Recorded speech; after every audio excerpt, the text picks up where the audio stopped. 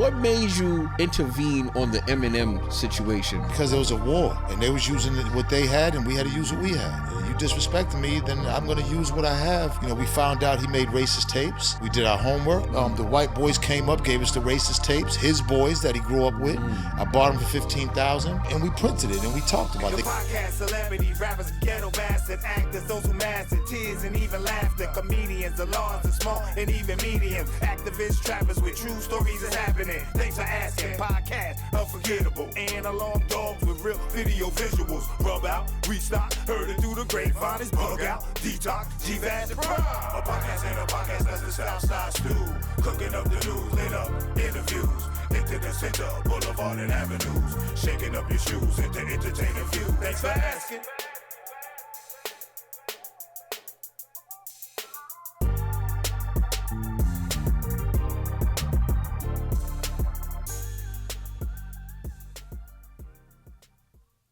Yo, what up? G-Vaz. What's happening, my boy? Detox, what up? What up? Prime. For the next episode of Thanks for Asking, this is gonna be I know I always say that, it's gonna be a special one, but this is gonna be a special one. You know why? Because the Knicks just won their shit. That's why. And we got a Boston nigga here right now. You know what I'm saying? We got Benzino, we came on the couch. Yo, Detox, start the show and talk to Let me get a round of applause, please. I couldn't help it. Please. And one more thing, yo, check out my movie on Tubi too. Self-Destruction. Yo, Man. Benzino, what up, man? I know you in New York, man. I'm sorry, you gonna have to get it, B. Man, You have listen, to get it. first of all, congratulations on the championship. Thank you.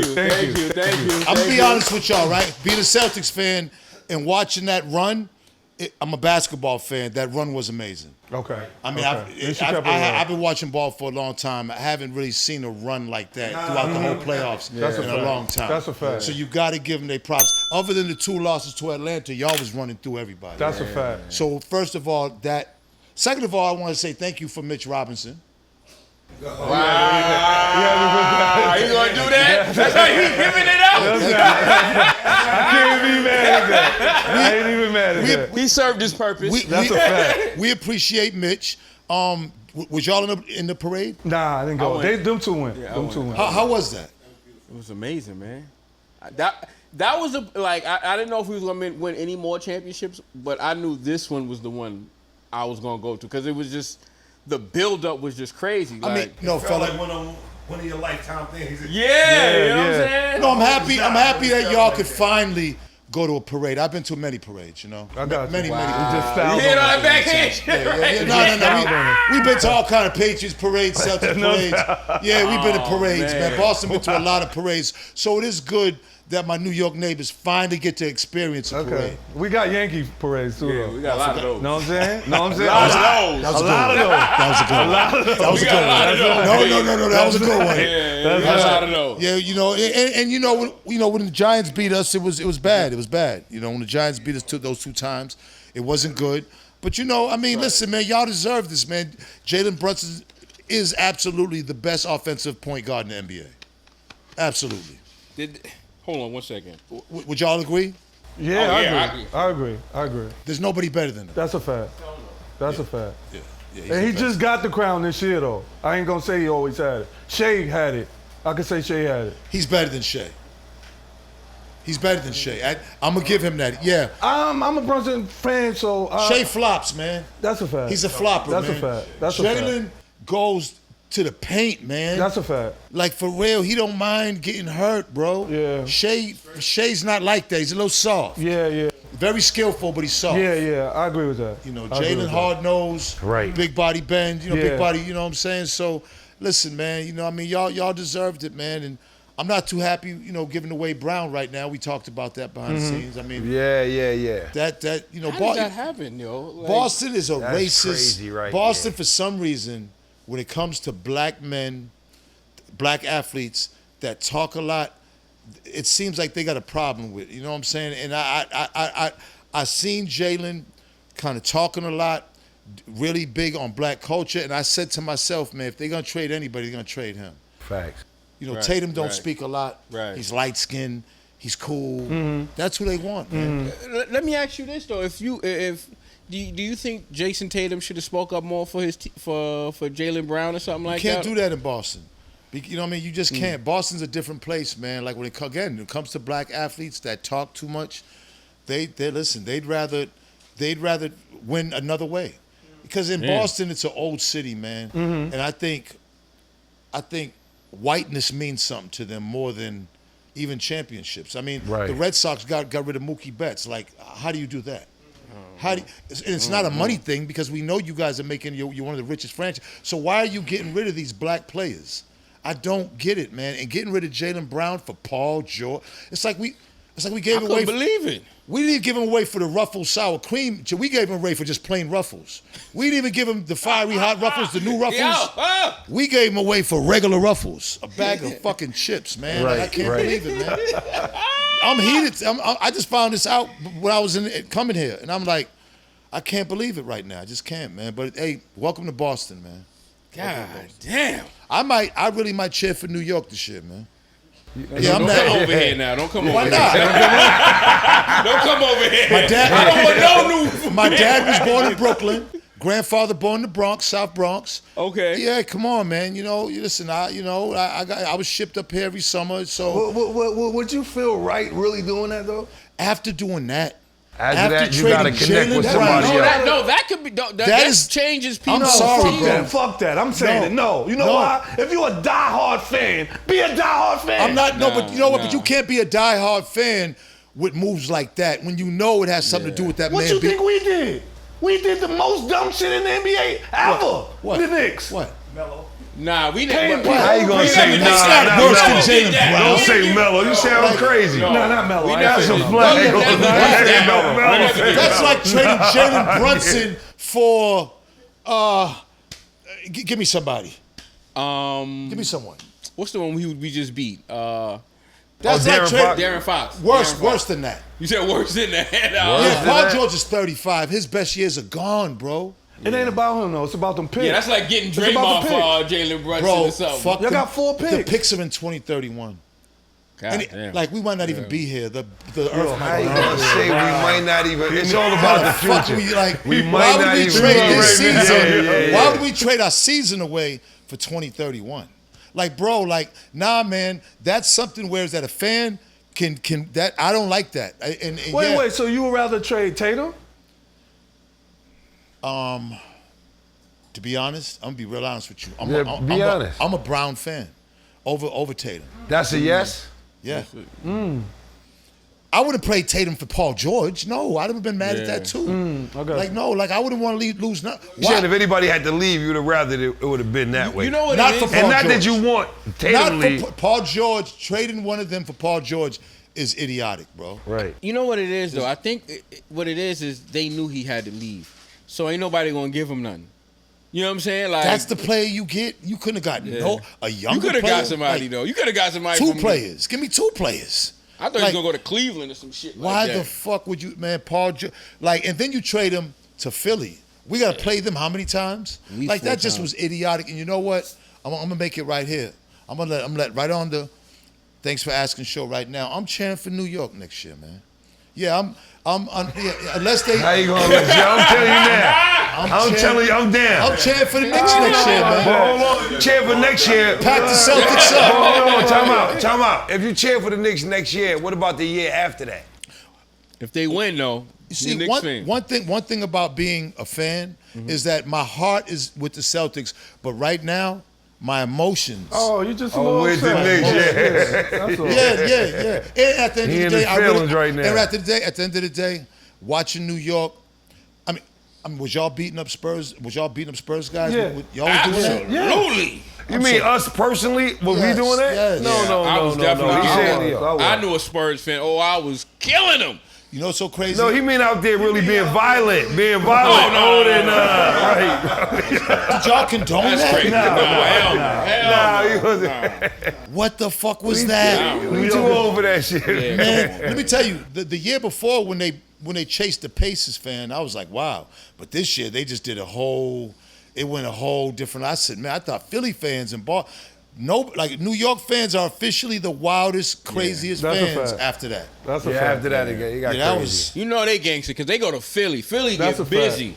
We go everywhere. And How they about in their that? jerseys on. What up? how do y'all What get up? tickets to every game, man? Because we just like that, like, bro. do y'all got something with Adam Silver? Like, what is it? We just Adam like Silver's that. from New York. I We know. just Like, does he that. hook y'all up? You know why? Because it's cheaper to go somewhere Yeah, else. it really is. That's I the didn't ill think shit. of that. Word. It's really cheaper. cheaper. I didn't think of that. Word. The Way garden cheaper tickets than is in I crazy. Think think of that's it- a great point. Man. Word. The garden for nosebleeds for the finals was 11 bands. That's a fact. 11. That's a 11 fact. bands. That's a fact. One of them tickets went for like $500,000, Word. $1 million. Word. Them floor Dolan seats. wants his money back. And don't even talk about them floor seats. Yeah, them great. Talking So it's about like them. you think of it. Yeah, if I'm paying 11, if I can pay 11 bands for the nosebleeds, I'm gonna get Go some to- yeah. great seats And have a for good time. And have a And good stay a time. couple days We there. gonna make it a trip. Yeah, you know what you could do with that? Another state? Yo, we going there. Yeah, but that's a going- great point, though. I mean, you know what I'm saying? So y'all all been Knicks fans for years. Yeah. Yeah. Yeah. That was 94. Yeah. When was the first time y'all was Knicks fans? Take me When back. was Like, the first take me back time? to a player that, you know, like I was rocking with them when they had Give Me Somebody. Me, Patrick Ewing. Patrick Ewing. Well, that was a good team. I'm Yeah, talking Patrick about the Ewing. bad teams. I Like, rem- no, like when I they had remember- Michael Ray Richardson. No, I wasn't a fan. You of talking him. about 80s, though. Yeah, I mean, I'm not that. I'm- But Yeah, Michael I Ray don't Richardson was nice, though. I love Michael Ray, but the team he wasn't went to the nice. Nets. Yeah, no, he wasn't nice. Bernard We King. had Bernard King there at King, that time, yeah. right? But Bernard King was nice, but the He Knicks. from That's a Fort fact. Greene, facts. That's a fact. Last No. time y'all won one, who was in office? Holy do shit. Kennedy? Don't do that. Nah, is- nah, you know, Don't probably do Ford. I think Ford or Nixon. Ford could have been Ford. How you gonna do that? Thanks for asking, Yeah, but don't do that. Y'all so niggas bad. niggas needed this Come here championship. with these shots, B. Y'all That's a niggas, fact. y'all niggas needed this championship. That's a I'm fact. glad y'all That's a got fact. it. I'm Yeah, glad that's a y'all. I truly am. Like, it was good to see y'all got it. You know what I'm saying? Like, you know, like, I ain't gonna lie, I was smiling. I was smiling. It seemed like New York was united. Nah, And it we never was, seen man. that I was before. like, we never seen Up that before. until the day after the parade, you'll see somebody in the streets. What's up? You know what I'm saying? Like, you don't normally do that in New Yeah, York, man. yeah. Everybody would say. I was on Yeah. the plane. I was going to Nashville for vacation. I have my Knicks jersey on because I'm like, I'm going to watch the game when I get down there. I'm on the plane. Everybody on here like this and shit. I'm Wow. like, oh, like, it was I'm gonna give me a united. Knicks jersey. I'm gonna get one. It's okay. You don't have to do that, B. No, but I'm gonna get one. You ain't gotta do that. Listen, Hey, we heard how you feel right here. get That it, was good enough. I'm definitely one of the I'm ones. sure y'all speak for all Knicks fans. You know what I'm Right, saying? we That's a fact. I'm the speak Knicks for all fan. Knicks Who, fans. like, We if you feel wasn't it. there during the lean years, don't come now, baby. I understand. Don't I agree come with now. that. I agree with that. I get it. Because Nah, we I had get a it. lot of them, That's man. right. We was laughed at a long time. Oh, I was laughing at y'all for a long time. Nah, Don't no, get it. boy. They gonna rub it in. Yeah, You see that? You see that? But you I'm understand, laughing now. Pat Ewing's from Boston. You know what I'm saying? He from Boston, Pat Ewing. He from Jamaica, but Don't do that, because we You can know say what I'm Michael Jordan from New York. no, We but could it's do that true. too. Pat Ewing from Boston. Oh, yeah? Yeah. I didn't know that. But Michael Jordan was born in New York. Yeah. Right. Right. That's true. Damn Brooklyn. Yeah. Right. Yeah. That's what we're talking Absolutely. about. Cumberland Hospital, right? Yeah, absolutely. Fort Who is Greene Queen's again. best player? The best player. Queens? Queen's best pro. Most got- famous pro. Who? Say that again. From who? Rafe? Ray for Alters, y'all most famous player?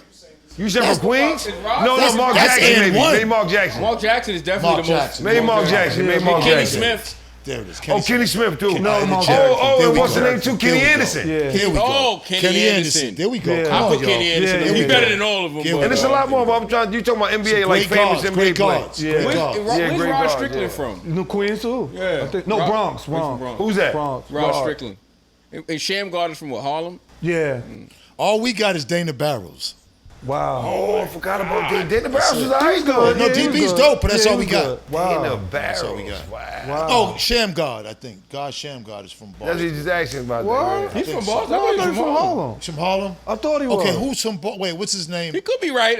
Nah, because Cam's and they Is said he they from? played with them. Oh, Yeah. He's from Harlem? I Yeah, I thought think Shamgard's so. from Boston. We can look that up. We can look it up. All right. Yeah, we don't have too many athletes, man. That's I know Queens is heavy on guards, point guards. Yeah, you know that's what I'm a saying? Yeah, nah, man, y'all. Yeah, listen, man.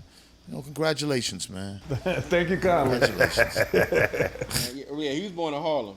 Okay. Okay. Yeah, Harlem. He went, Okay. he went to college in Providence, though. That's probably Okay. what it was. Okay, with the That's a Providence. connection. Yeah, yeah, Okay. That's a connection Yeah, right yeah, there, that's right? what it was. Yeah. He was in New England. That's right. What's going on, man? I feel like I want to go to the beginning, man. Let's go. Boston. What was it like? You said your age. I don't know if I wanted. I don't know. 60. I'll be 61 July. Two weeks. Yeah. 18, right? Yeah, man. Wait. 18? Yeah, 17. 17. I'm the 17. I Yeah, cancer. facts. I cancer. Facts. Damn right. Word. Come on, cancer season. Yeah, man. I mean, Boston, man. Anywhere where you grow up young, the projects, all your friends is beautiful. It's a beautiful thing. Like, my dad was, heavy in the streets. Mm-hmm. So I was introduced to the street life real early, 12, 13. But the earliest years, as far as, we grew up in the projects, of course, but, Boston was a race. I understood how racist Boston was at an early age. And, you know what I'm saying? And based on, where we lived, the trains, certain train stations, running from the train stations. If we get caught over in their spot, then we got to run. If they get caught over in our spot, they got to run. And then it was like that for years and years. Went to school, pretty segregated. Boston was segregated, like busing, where they was shipping kids from the hood to good schools, white schools. They had to get police escorts in the 70s for that shit. And it was just crazy. You was one of those kids? Like you? No. I went to the hood schools. I wasn't doing none of that.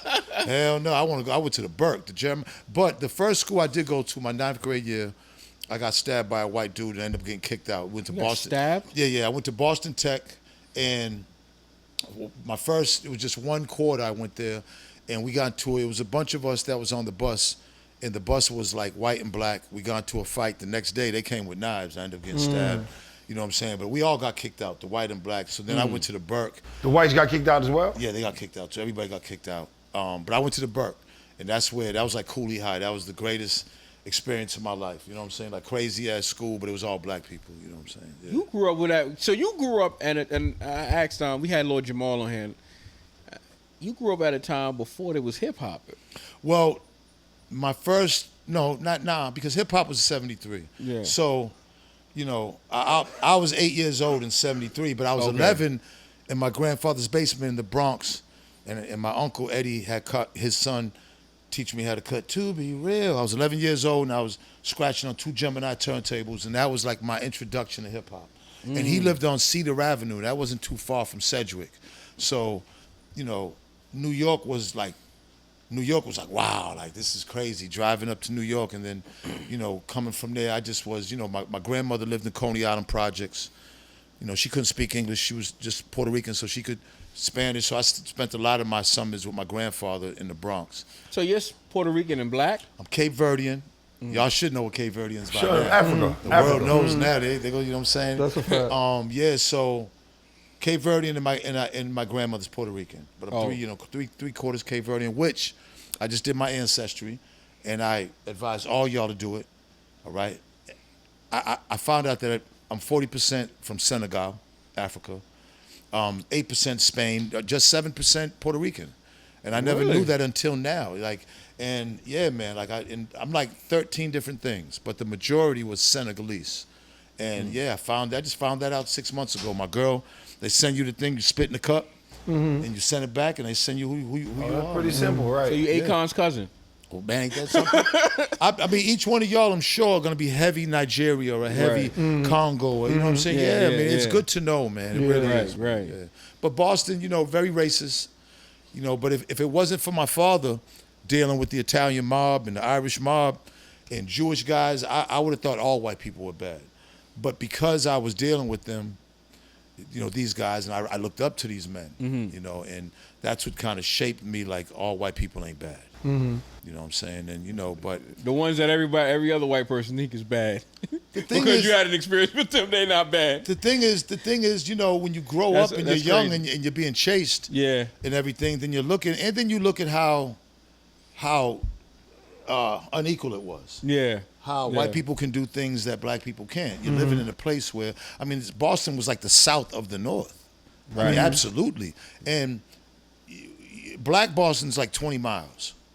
And you know what I'm saying? It was the hood, man. It was bad. Gang banging, drugs, death, destruction. People didn't know. Boston hides that. They don't want you to know that. But there was many murders, in 20-mile radius, we was averaging 100 and 120 murders. Wow. And just that we wasn't on the list because we wasn't.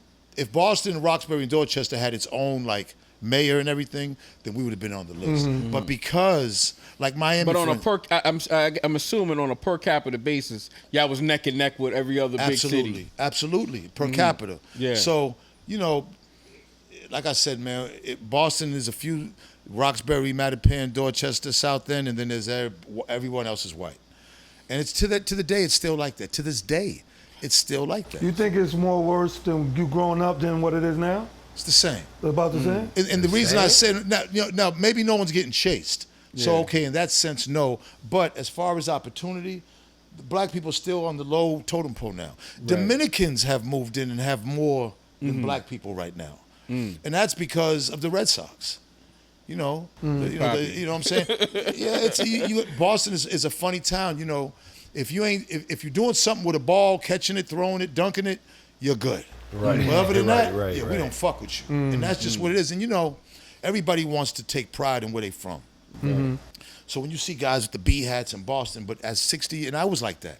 Lord knows I represented it for years. But as you get older, you see life through a different lens, and half of me is like, man, why the fuck am I representing this place when they hate our guts? Right. Yeah. You know what I'm saying? Right. It's like, so you have mixed emotions, but, I grew up there, man. All the guys, my friends, I lost a lot of guys there, my family, but, when you look at what they're doing to you from a whole as an adult, you'll understand, like, man, how could you even want to represent there?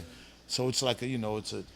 How'd you get, because, hearing how you grew up, and hearing it's had so little opportunity, how did somebody from Boston, from a small town in Boston, get to in the music business? Because it's hard for people in the big cities to do that. Well, because again, I was coming to New York. New York at that time is the Mecca, is like Oz. Right. You know what I'm saying? When we driving through, it's only 3 hours up 95. It's only 3 3 hours going down 95 South, 3 hour drive. I thought it was a 6 I'd have hour been drive. pulled That's over crazy. in every Connecticut little city. I've been pulled over. I done went to jail in every Connecticut city driving from Boston to New York. Right. We was driving all the time. And when you get there, man, you come there. Listen, I remember we was selling, this is true, we would come get bricks of dope right by Yankee Stadium. We would fly on a plane, and I was a young dude, so I was doing it for different people. But I was, put that shit in my nuts. We wasn't getting searched, and come right back on the shuttle. The shuttle was about $40. You know what I'm saying? And we get a brick of dope for $500 from Yankee Stadium. We bring it back and sell that and make $1,500. So, but I would stop in Harlem at the African House. We get our weed. And then you go there and you get go to the Coliseum, get your shirts from the Shirt Kings. There was places in New York that was like, not everybody in Boston knew about it. Not everybody in Boston was coming to New York.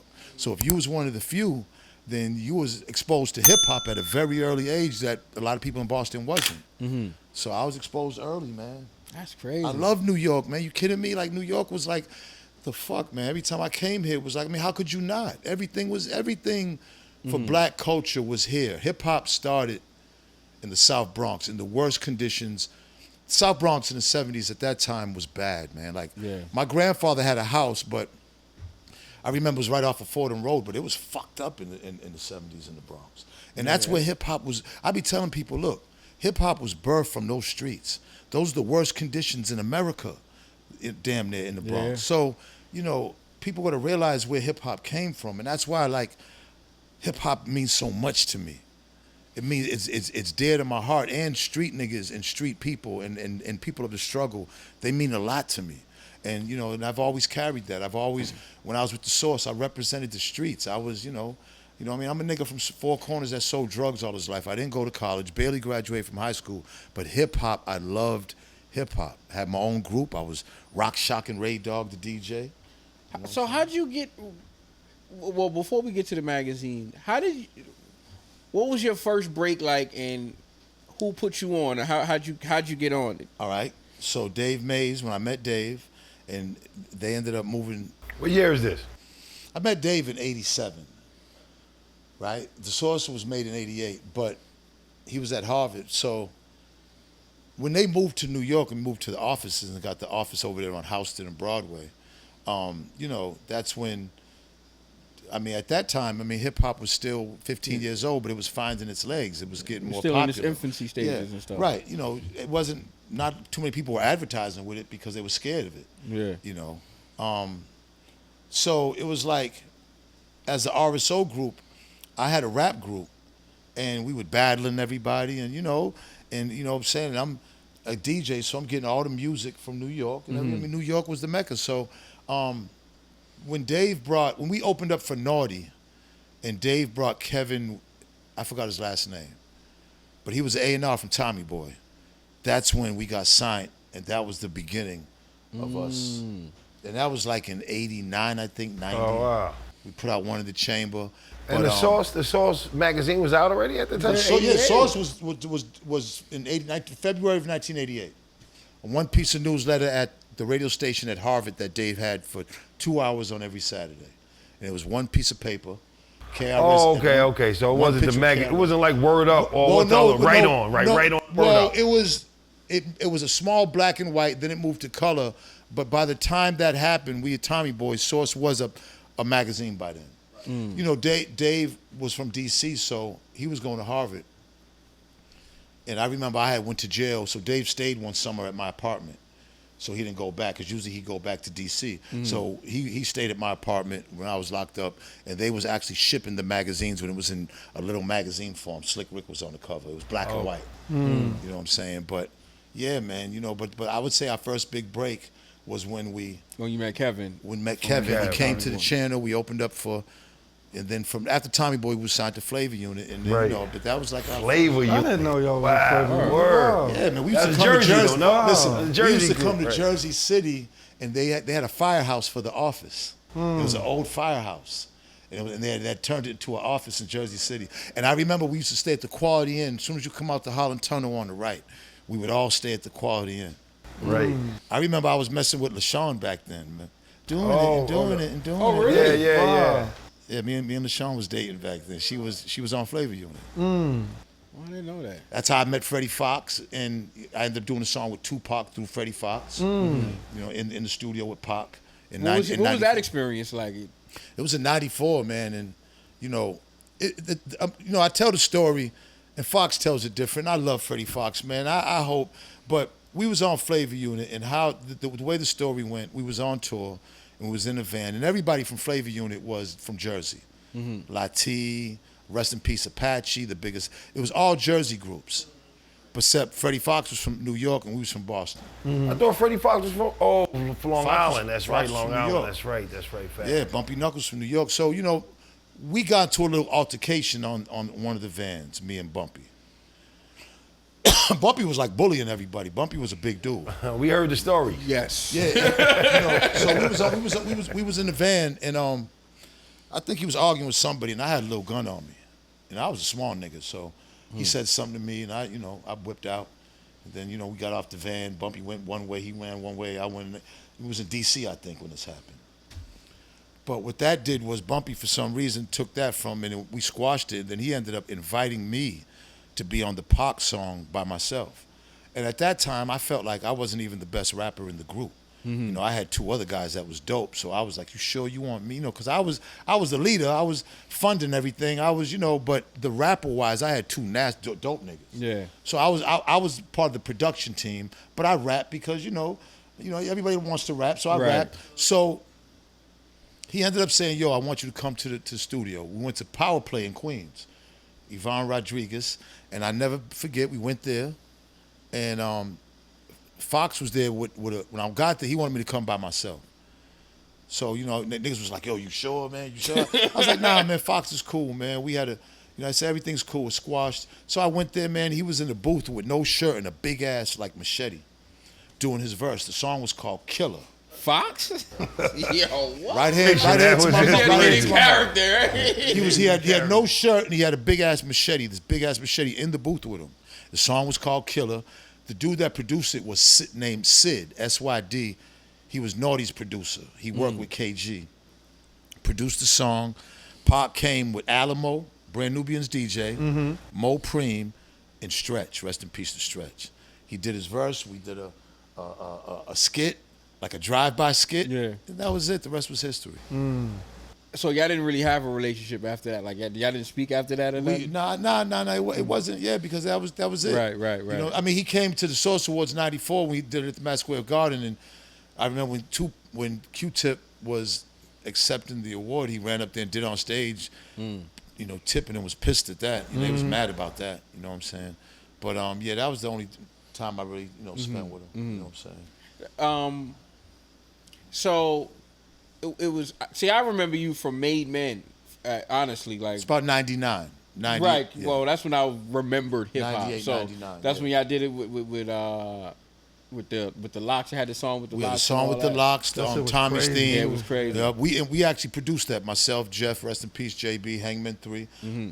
They came to Boston and did that. Smoked Mad Hash from Branson. I'll never forget, like Mad Hash with them doing that. And you know, the Made Men album was dope because we had a lot of Dame Grease produce, LES, Nas's producer. I mean, we had so many producers, a lot, Black Rock. We had a lot of collaborations on it too. But yeah, man, I mean, those are the days. That was like 98, 99. Was that because I could be mistaken, but at one point y'all had beef, a little miscommunication or With whatever the Locks. With the locks. So that was when we went on tour with them. This was way after the Tommy's theme. okay. And the beef wasn't even with them. It was a situation. We was on tour where one of our guys that was he was on the Def Jam bus, a promotional bus. We had our own tour bus. Cash Money had a bus. Rough Riders had a bus, and it was a Def Jam promotional bus. The promotional bus would go a day ahead, so that when the other buses pull in to the venues, you would see all the poster boards. Cash Money, Def Jam, Made Men when you come in. So we had a guy on the bus. They allowed him so that he could do the poster boards. I think our shit was flooded. I mean, Jermaine did such a great job in each city that when we come in, you see more Made Men than you would. And they was the stars. So I don't, you know. And I remember, you know, we didn't, nobody, no, you know, it wasn't necessarily love. Everybody kind of was to themselves, but something happened with Jermaine where he had messed with one of DMX's girl on tour. Oh. And it was a thing where X got mad at Jermaine, and X wanted to talk to Jermaine. Me and Queen Pen was dating at the time when the Made Men, and she came upstairs crying like, yo, Ray, X is like, where's Jermaine? Who's this? Asking about me. So I said, listen, we're gonna go downstairs. Now we in Boston at the time. This is the Boston show, so we deep as fuck. Yeah. We about 50, 60 deep in the stands. And we never did that. On tour, we was the one to open, or after we opened, we never stayed around to watch them perform. It was Cash Money, then Rough Riders. And I had rules like, nah, we performing and we going because I don't want no problems. We got a big crew, and there's gonna be rules and regulations on tour. Or after this, we pack up and we get the fuck out of here. Yeah. Every tour, we were strapped up and we brought them through the turntable cases. Because in every tour, we'd have to go through metal detectors. The Boston one, there was extra security, and we knew that, so we couldn't go with no straps. We couldn't have no guns, no knives, nothing. Long story short, we go downstairs. I bring Jermaine. I only brought 3. I said, we don't need all y'all, because this ain't, I'm going to go talk to DMX. We're going to straighten this out. Yeah. It's about a broad. This ain't Yeah. that serious. So we get downstairs, man, a small hallway, and we're looking for X. We couldn't find him. Styles P comes out. It's loud as hell. Real narrow hallway. He's like, Ray, what up? I'm like, what up, Styles? Now, I told these niggas to stay upstairs. These are my niggas. They all come down. So they're about 20 deep now, and they behind me. Styles niggas come in 20 deep. So they're about 10, 15. We about 20 deep. Styles did say, bro, Ray's my nigga. This love. He threw up his hand, said it's love. And he didn't even know what was happening. Like, they didn't know what the fuck was going on. So as I'm trying to explain what was going on, I'm asking where's X. Somebody from my side throws a water bottle. Wow. That's Somebody when all did hell- what? They threw a that's who? when all a plastic water bottle. Oh, wow. That's when all hell broke loose. You know, a couple of guys on our side got stabbed. I think Styles' nose might have got broke. You know what I'm saying? But, you know, a couple of guys, you know, it was bad. It was only like 5 minutes. Police came, maced everybody. You know, but, you know, Styles was frontline beefing. You know what I'm saying? They was frontline chic, frontline beefing. I mean, it was, you know what I'm saying? Like, Shit was a melee, it sounded like. it was bad, you know, and it was fucked up because the beef wasn't with them. They had nothing to do with this. It wasn't even a beef. Yeah. The whole time X never even came out his dressing room. That's crazy. And, you know, it was just a unfortunate situation, man. But, you know, we ended up hooking up later at a restaurant in New York. Me and a couple of my guys with Dave. It was D.Y., Kiss. And we squashed it, man. Mm-hmm. You know what I'm saying? It was bad, but, you know what I'm saying?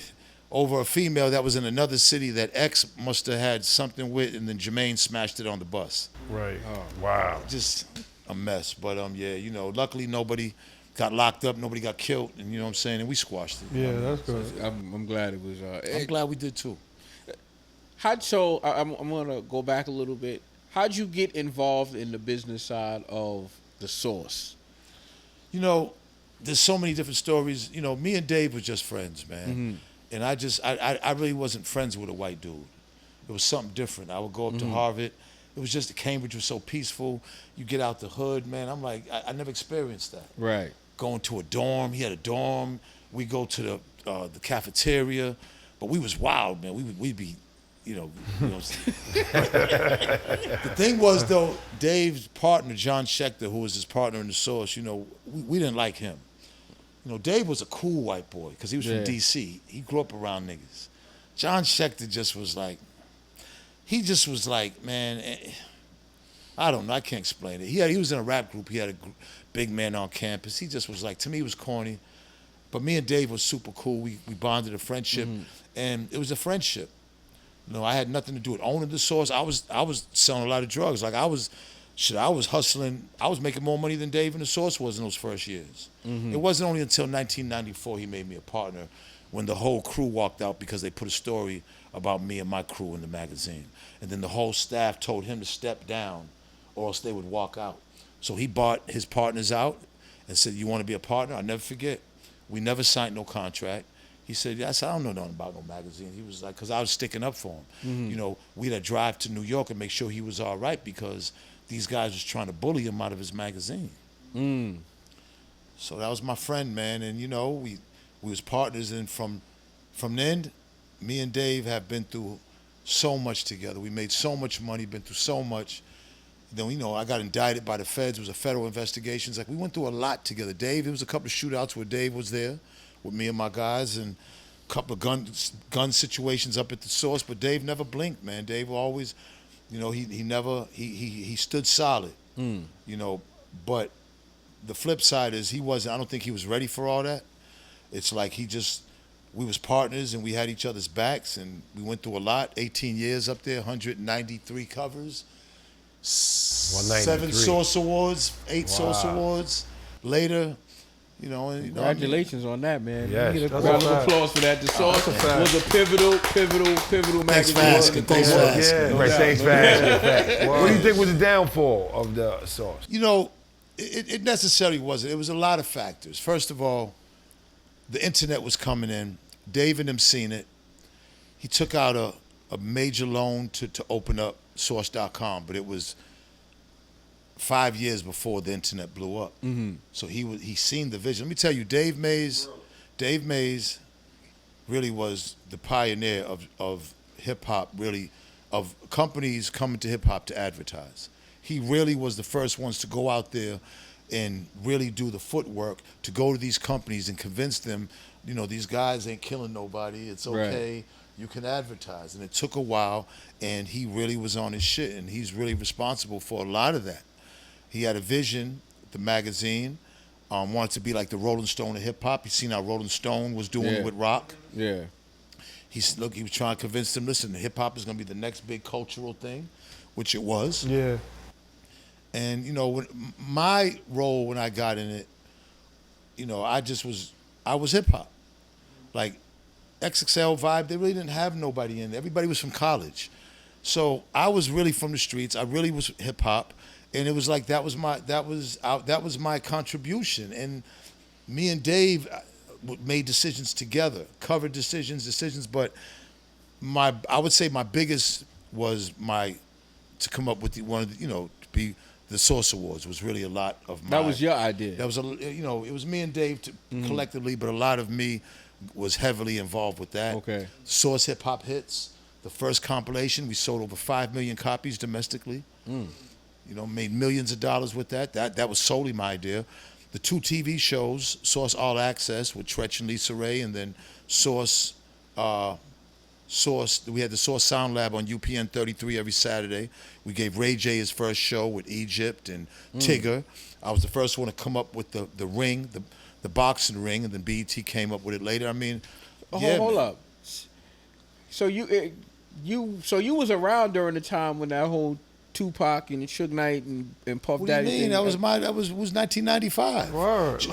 Pac, it's like I said, 94, Pac was at the Source Awards. 95, he was locked up. Right. But 95 is when Suge was like, Hold your guards Yeah. up. you know what I'm saying? Yeah, you know, but we did both of those at Madison Square Garden.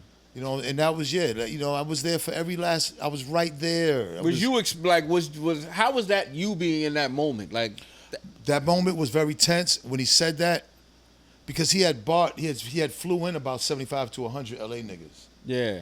So right then and there, and it was Suge or Pac? Suge. Pac was locked up in 95. And it was like, man, you know, me and Dave, you know, we had the Nation of Islam, of course, helping, you know what I'm saying, as far as security. You know, so hopefully, sure. you know, people respect the nation. Yeah, You know, that's a shout out fact. to the Sure. minister. Still. That's a fact. And rest in peace to the minister's wife that just passed away, you know what I mean? Right. Love the Right. minister, Farrakhan. Farrakhan, Yeah, wife. and you know, listen, it was a tense moment when he said that. Nobody expected it. When he said it, I was in the front, and I immediately went backstage. Because I was there with my guys, and we had straps in there, you know what I'm saying? Because we you know what I'm saying? never tell. You have to, be ready. And I really thought that at that point it was gonna, because Wu-Tang, Bad Boy, Nas and them, everybody. Because I felt like the everybody was tension there. was there. Like, The how tension it was when he said that. The first thing I looked at was I'm looking in the audience, so I'm looking to see who's gonna be the first one to make a move. And with the grace of God, nothing happened. I think Snoop kind of diffused it a little bit when he grabbed the mic and was Right. like, we know where we at. Yeah. East Coast, you know what I'm saying? Yeah. We got love for New York. I Yeah. think if he didn't say that, I think it might have diffused it a little bit. Right. Even though he was screaming, yelling, looking mean, he still was yeah. giving New York props. Right. Because at the end of the day, Snoop was a hip hop. He loved hip hop, and he understood the importance of New York. Yeah. Come on, like you couldn't be from LA and not love New York artists. That's who started it. Right. Yeah. Suge was just on his shit. Yeah. And Pac at the time. The Pac was locked up, so Pac No, was but I'm locked up saying at was the time. I started hearing, that the fuck New York shit is the See, first Pac, time I heard it Pac, was from him. See, Pac was responsible more than ever, Right. Because of the situation of him at Quad Studios. Yeah. Right. That's where it all started. Yeah. right. And Pac, in retrospect, when you look back, he shouldn't have blamed the whole coast for a few niggas. Right. He shouldn't have did that. Word. That's where it all. That's where it all. That's where it all. Right. That's where you when you look at the East West Coast, Pac started that. And I love Pac. I love the Outlaws. I love everybody. But when Pac did hit him up, and he and then listen, Suge backed him. Suge backed him. 110%. Yeah. And that's where it all went left. But when you look back and you look at Pac and Biggie dying, it's just that could have been avoided to a hip hop never really came back from that. And you know that because they're still huge in hip hop. Like they really was two major players, and Pac was just confusing because Pac was like when Pac did Juice, New York loved Pac. That's a fact. Sure. Like what the fuck? Oh yeah. Like Pac was like you would have thought Pac was from New York. Yeah. That was Timberland Pac back then. You know what I'm saying? We was trying to claim him. You know what I'm saying at that Of time. course. Yeah. Of course, man. Come on. That movie was so big that it was a cultural movie. Yeah. But then when that shit happened, it was just, man, it's like, and that shows you the power of hip hop, man. It was more to us than music. Yeah. Yeah. People don't understand that. Hip hop is in our life. Yeah. And it was unfortunate. But that night I thought it was going down, it didn't, thank God, but Did you know it was tension before, because I guess you had to invite everybody. we knew it was. Of course, we knew what we was dealing with, but the show must go on. And, we had a conversation with Suge. Suge was, they spent a lot of money on them sets, man. You know what I'm saying? Right. Suge spent a lot of money, I got a relationship with Suge. Me and Suge was cool, man. It was throughout the whole time, and me and Suge was friends. But I never got to meet Biggie in person. We seen each other in passing, but we never was. I remember Lil C's was somewhere at a studio, and I was downstairs. He was upstairs. He's like, "Come upstairs." And I was like, "Nah, I don't want to bother him. I don't want." You know what I mean? Right. He's like, "Nah, man, Biggie's cool, man." But I never got to meet him, man. Which I kind of regret that. I wish I did go upstairs that night. But bro, like that night was that was because the beef just wasn't with East Coast, West Coast. I mean, Nas and Biggie had problems. Wu-Tang and Biggie had problems that night. Crucial Conflict from Chicago and Bone Thugs and Harmony had problems. Oh, wow. Bone Thugs and Harmony and Dr. Dre had problems. Oh, I didn't know that. Yeah, because of the Eazy-E thing. They just got signed. I mean, everybody. That's right, Bone Thugs. That's right. What y'all got to understand is that night was the first night that everybody from around the country got to be in that same room with each other. Right. All the big niggas was there that night. Nobody, they never seen each other before in person. Even the Southern people was Outkast and them Outkast was there. Outkast was pissed off. Yeah. South got something to say. Like it was the first time everybody was in a room together. That was the significance of '95. Yeah. I'm actually me and Man Robinson, a production company in Atlanta. We're almost done with our with a doc. With a doc. We interviewed. That would be really good. We interviewed 22 people who was there. I got major interviews from Suge. That's dope. No. It's gonna be coming soon. We're working on it for 2 years. Oh, that's dope. So that's gonna be my first little documentary. I'm executive producing, and because that night changed hip hop forever. That's Hell the night, yeah. That video is replayed so many. Like I don't know any other award show that's replayed as much and referenced and copied and everything. And you said it was 8 of them. Y'all had 8 award shows. 2 in New York. See, I remember the one when Cash Money got on there and Juvie was like, this is like the Grammys. 3 in Miami. 7. And there was one more. Or was it? And 2 in LA. I think it's 7. 7? That was the most memorable one, though. Yeah, for sure. Well, that was the most memorable one because, nobody was going to expect that. Yeah. For him to say that. And the fact that it was mad tension. Mm-hmm.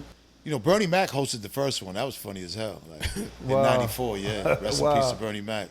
I gotta go on YouTube and look at the lights was coming on and off. That was our first time. There was a lot of mistakes. I remember Sticky Fingers shot the gun up in the air in '94. And we got a lot of moments. Real gun? Real gun. Oh my God. I remember that. Wow. Real gun. I think like a little 32 special or something. Yeah, there's a video of it. Yeah. Shot. I mean, people were that excited. Yeah. You know what I mean? Listen, we gave the streets a platform. Nobody did that. Mm-hmm. I was pissed off with the Grammys. I hated the Grammys. I hated the Grammys. Why? Because these motherfuckers don't know hip hop. Did you ever get a Grammy? These are hell no. These are fucking old. Hell no. These are old white people. Yeah. What do they know about hip hop? To this day, they don't know about hip hop. Right. So that's why it was important for the Source to have a Source Awards because there was no way Street Guys was going to get their just due. It wasn't going to happen. It just wasn't going to happen, and we did that. I'm asking you. I asked you a question while you was talking. My fault. But if you would have got a Grammy, would you have felt different about it? No. Because look, first of all, I knew for a fact that I wasn't getting a Grammy. Like I knew that for a fact. But I really had a problem with the Grammys because they wasn't showing hip hop the real hip hop love. Right. It was always washed down. It was whoever was safe. Yeah. You know what I mean? Like I said, Will Smith. Right. Yeah, like nah, man. Like you was never gonna give KRS a Grammy. Yeah. Right. KRS should be in the Hall of Fame, bro. The Hip Hop Hall of Fame. I agree with that. He's not? Come on, man. We still don't get our just due. Let me ask you this then, since we on What he that. was. How do you feel about rappers going in the Rock and Roll Hall of Fame? Like, we should have our own shit. Number one, but Rock and Roll Hall of Fame is kind of supposed to be. Well, you got to understand. Remember when Run crossed over with Aerosmith? Yeah. Right. So walked his way, right? To white people, it was always a connection since then. yeah. You know what I'm saying? To white folks, and then Billy Squire's break beats. See, I'm a hip hop aficionado. We used to cut Billy Squire breakbeat. We used to cut rock music for the breakbeats for the rappers. So it was always kind of there was a connection with rock music, an element. Yeah. I'm not mad at what they do because it's a big platform, but do it right. Like, come on, man. Like, how are you not gonna have KRS-One and not in there? Like, you got to do it right. I mean, I don't want to. Grandmaster Cass. Is he? I don't think he's in there. But he's like one of the first real Fresh Fly, Wild and Bold, man. You kidding me? The Cold Crush brothers. Cold Crush. What you mean, man? Like, yeah, like listen, Fresh Fly, Wally. Come on, Fresh Fly, Wild and Bold, baby. Even better than the Grandmaster Cass to you? Huh? No, I'm saying Grandmaster Cass and the Cold Crush was. Of course, he should be in. The Fat Boys should be in there. Yeah. I mean, we can go on and on. That's a fact. You know what I mean? Like, Houdini needs to be in there. Yeah. We can go on and on. Yeah. Like, so, you know what I mean? Like, come on. We need a lot of producers in there because I'm disappointed that the Hip Hop Hall of Fame in the Bronx doesn't have more. It should be. People should take that. Should take that more serious. Yeah. So, but it takes money, man. Rock and Roll Hall of Fame got money. Yeah. So whoever gets in there, it's a prestigious award. But again, the Grammys, they have a board of governors, and you just know none of them motherfuckers knew. They don't fuck with us. My thing is, if you don't fuck with us, then don't fuck with us. Don't just fuck with us for the money and the influence.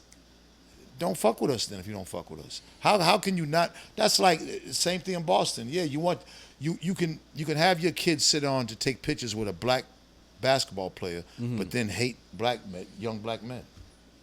Like, come on, man, make it make sense, bro. Yeah. You know what I mean? So What do you think about the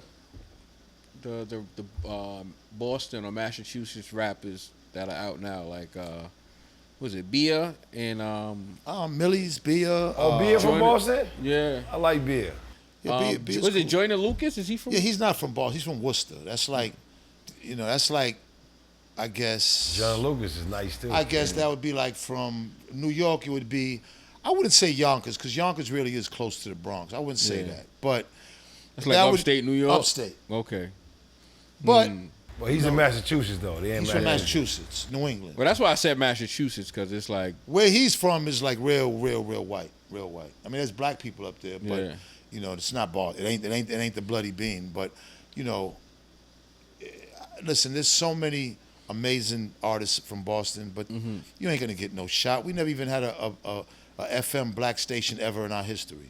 Ever. Really? Wow. Ever to this day, there's never been a rap radio station ever. Wow.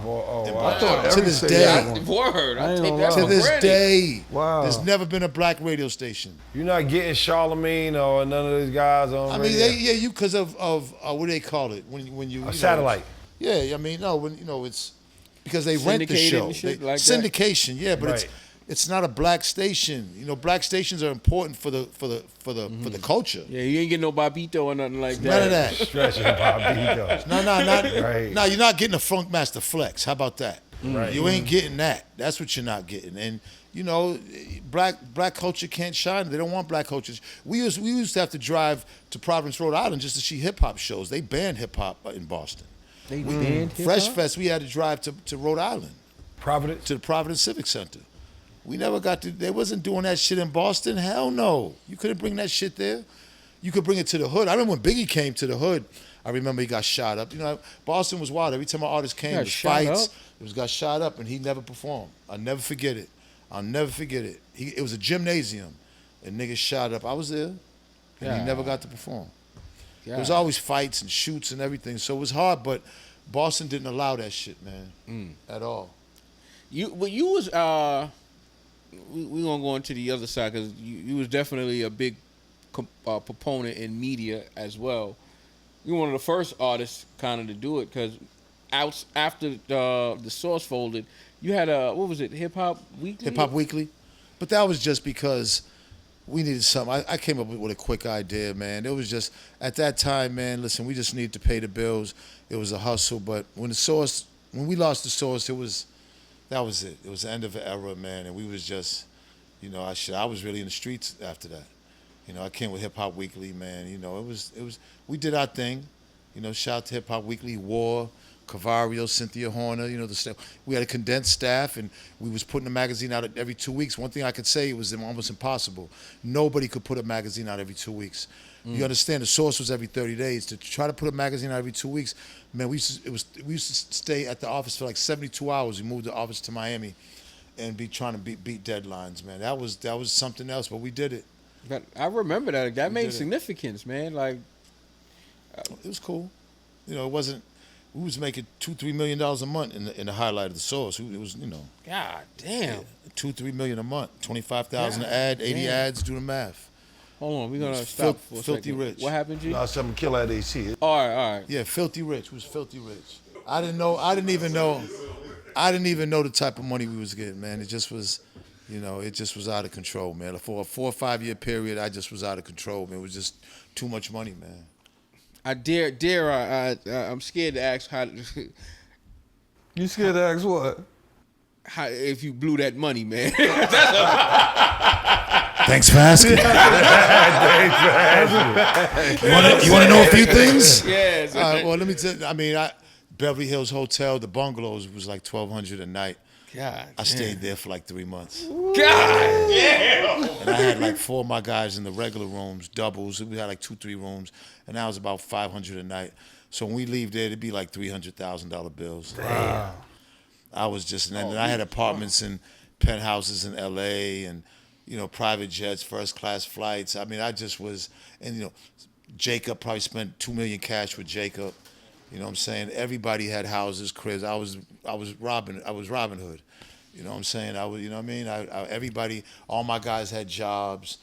Strangers, I was picking up strangers, putting them on payroll. It was just too much money, man. God damn. It was a lot. Yeah, it was too much. I mean, it was like a good little, maybe 4 year period. And then, you know, I had a hit record, Rock the Party. So it was like everything was happening at one time. It was a time where everything was just, wow. Like, you know, had mansions in Jersey, mansions in L.A. It just was like, but everything went in a blur. That shit was a blur. Women, drugs, man. Every night, drugs. Drugs women. would do it. Yeah, drugs would do it. Drugs would do it, women, man. drugs. It was crazy, man. And I was running around I never had an office at the Source, ever.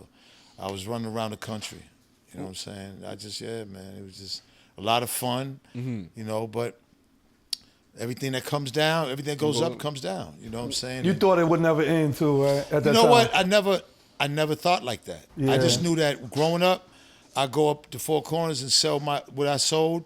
I would spend my profit first on a bunch of shit and then give the plug theirs and then start all over again. I just that's how I handled money. I never even had a savings account. All the millions of dollars I spent, I never once had a savings account. It was all checking. Wow. And you didn't invest nothing? Nothing. I never knew what invest was. What about Dave? Me and Dave was this. He was me and I was him. Oh, so nobody invested. Everybody blowing money fast. Yeah, it was he. You know what I'm saying? And it just was. Not that I didn't know it was gonna stop, but I just didn't. I wasn't even now, man. I always took it day for day, man. I didn't think too much ahead. Lord knows I didn't think I'd make it. I didn't even know what the fuck 61 was or 60. Like, who the fuck thought that 60? Yeah. What's 60? So, you know, it wasn't too much thought that went into anything. It just was, every day was a new adventure. A lot of stories, it was up and down, man. It was, you know, we went through a lot of bullshit too, you know, but more money, more issues, like, for sure. You know, more money, more issues, more people you had to take care of, more everything. It was just crazy, man. And, you know, but I survived it. You know, surviving that period was crazy. You know, and I give all the grace to God because it was a lot. It was a lot. Are you comfortable talking about? Talk about everything. Let's Kim go. Osario and how Kim is my girl. I just did 2 interviews with Kim yesterday. Okay. We like this now. Listen, Kim sued us, and she lost the sexual harassment, but she won the defamation. Sexual harassment? She's just with sexual harassment. For you? No, for the Source. For the Source magazine. Remember, she was the editor. She was saying that, you know, that the office had naked. She would go in the guy's office. It'd be naked pictures in the office, and we'd be talking about getting ass. kind of making it like a hostile work environment. Hostile work She's environment. there. She feel harassed by that? Nah, the thing Yeah, was, what you mean you feel harassed by that? Hell yeah, I she's gave female. Kim the biggest job in New York at the time. Yeah. It was only men that had the editor-in-chief at the Source. Mm-hmm. And those guys always was trying to go against Dave. So Kim was controllable. Right. She understood that if you give somebody 2.5 mics, we're getting millions of dollars of advertisement. You can't do that. The guys prior to that was like, no, the integrity of the magazine. Like, motherfucker, this is a business. Sure, it's integrity, but you got to understand, we're dealing the business side. We're dealing with labels that are paying money, and you're giving their artists bullshit mic ratings. We can't do that. So you have to put their mics up a little bit for the money.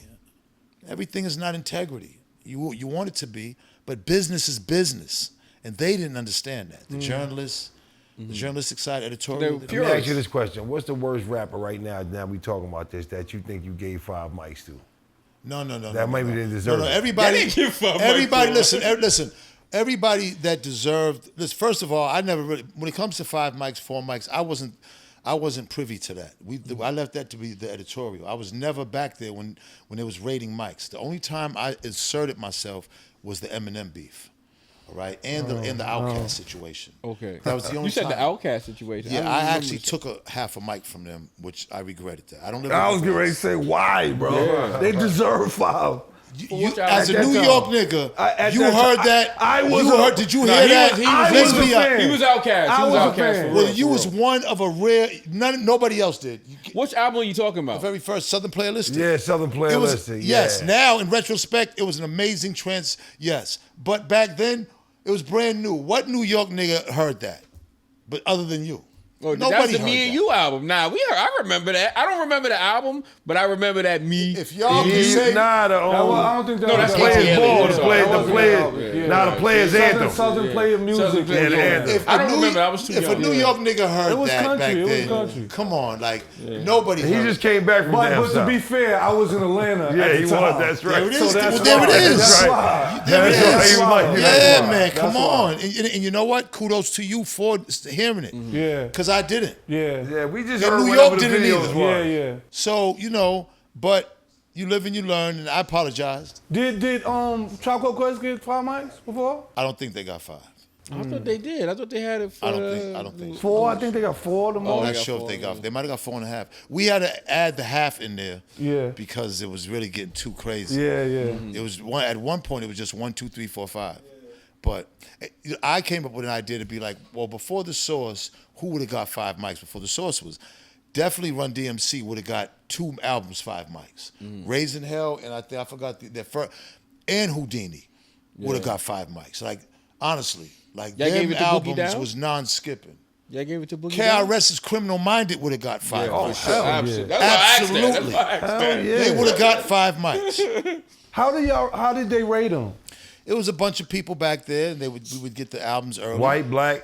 White, black, all walks of life, but college kids. College kids. So sometimes they're not going to be able to hear the street shit. Yeah. I mean, that's why I never really. There's 8 billion people on this earth, and it's like, what makes us individual is our ability to like what the fuck we want.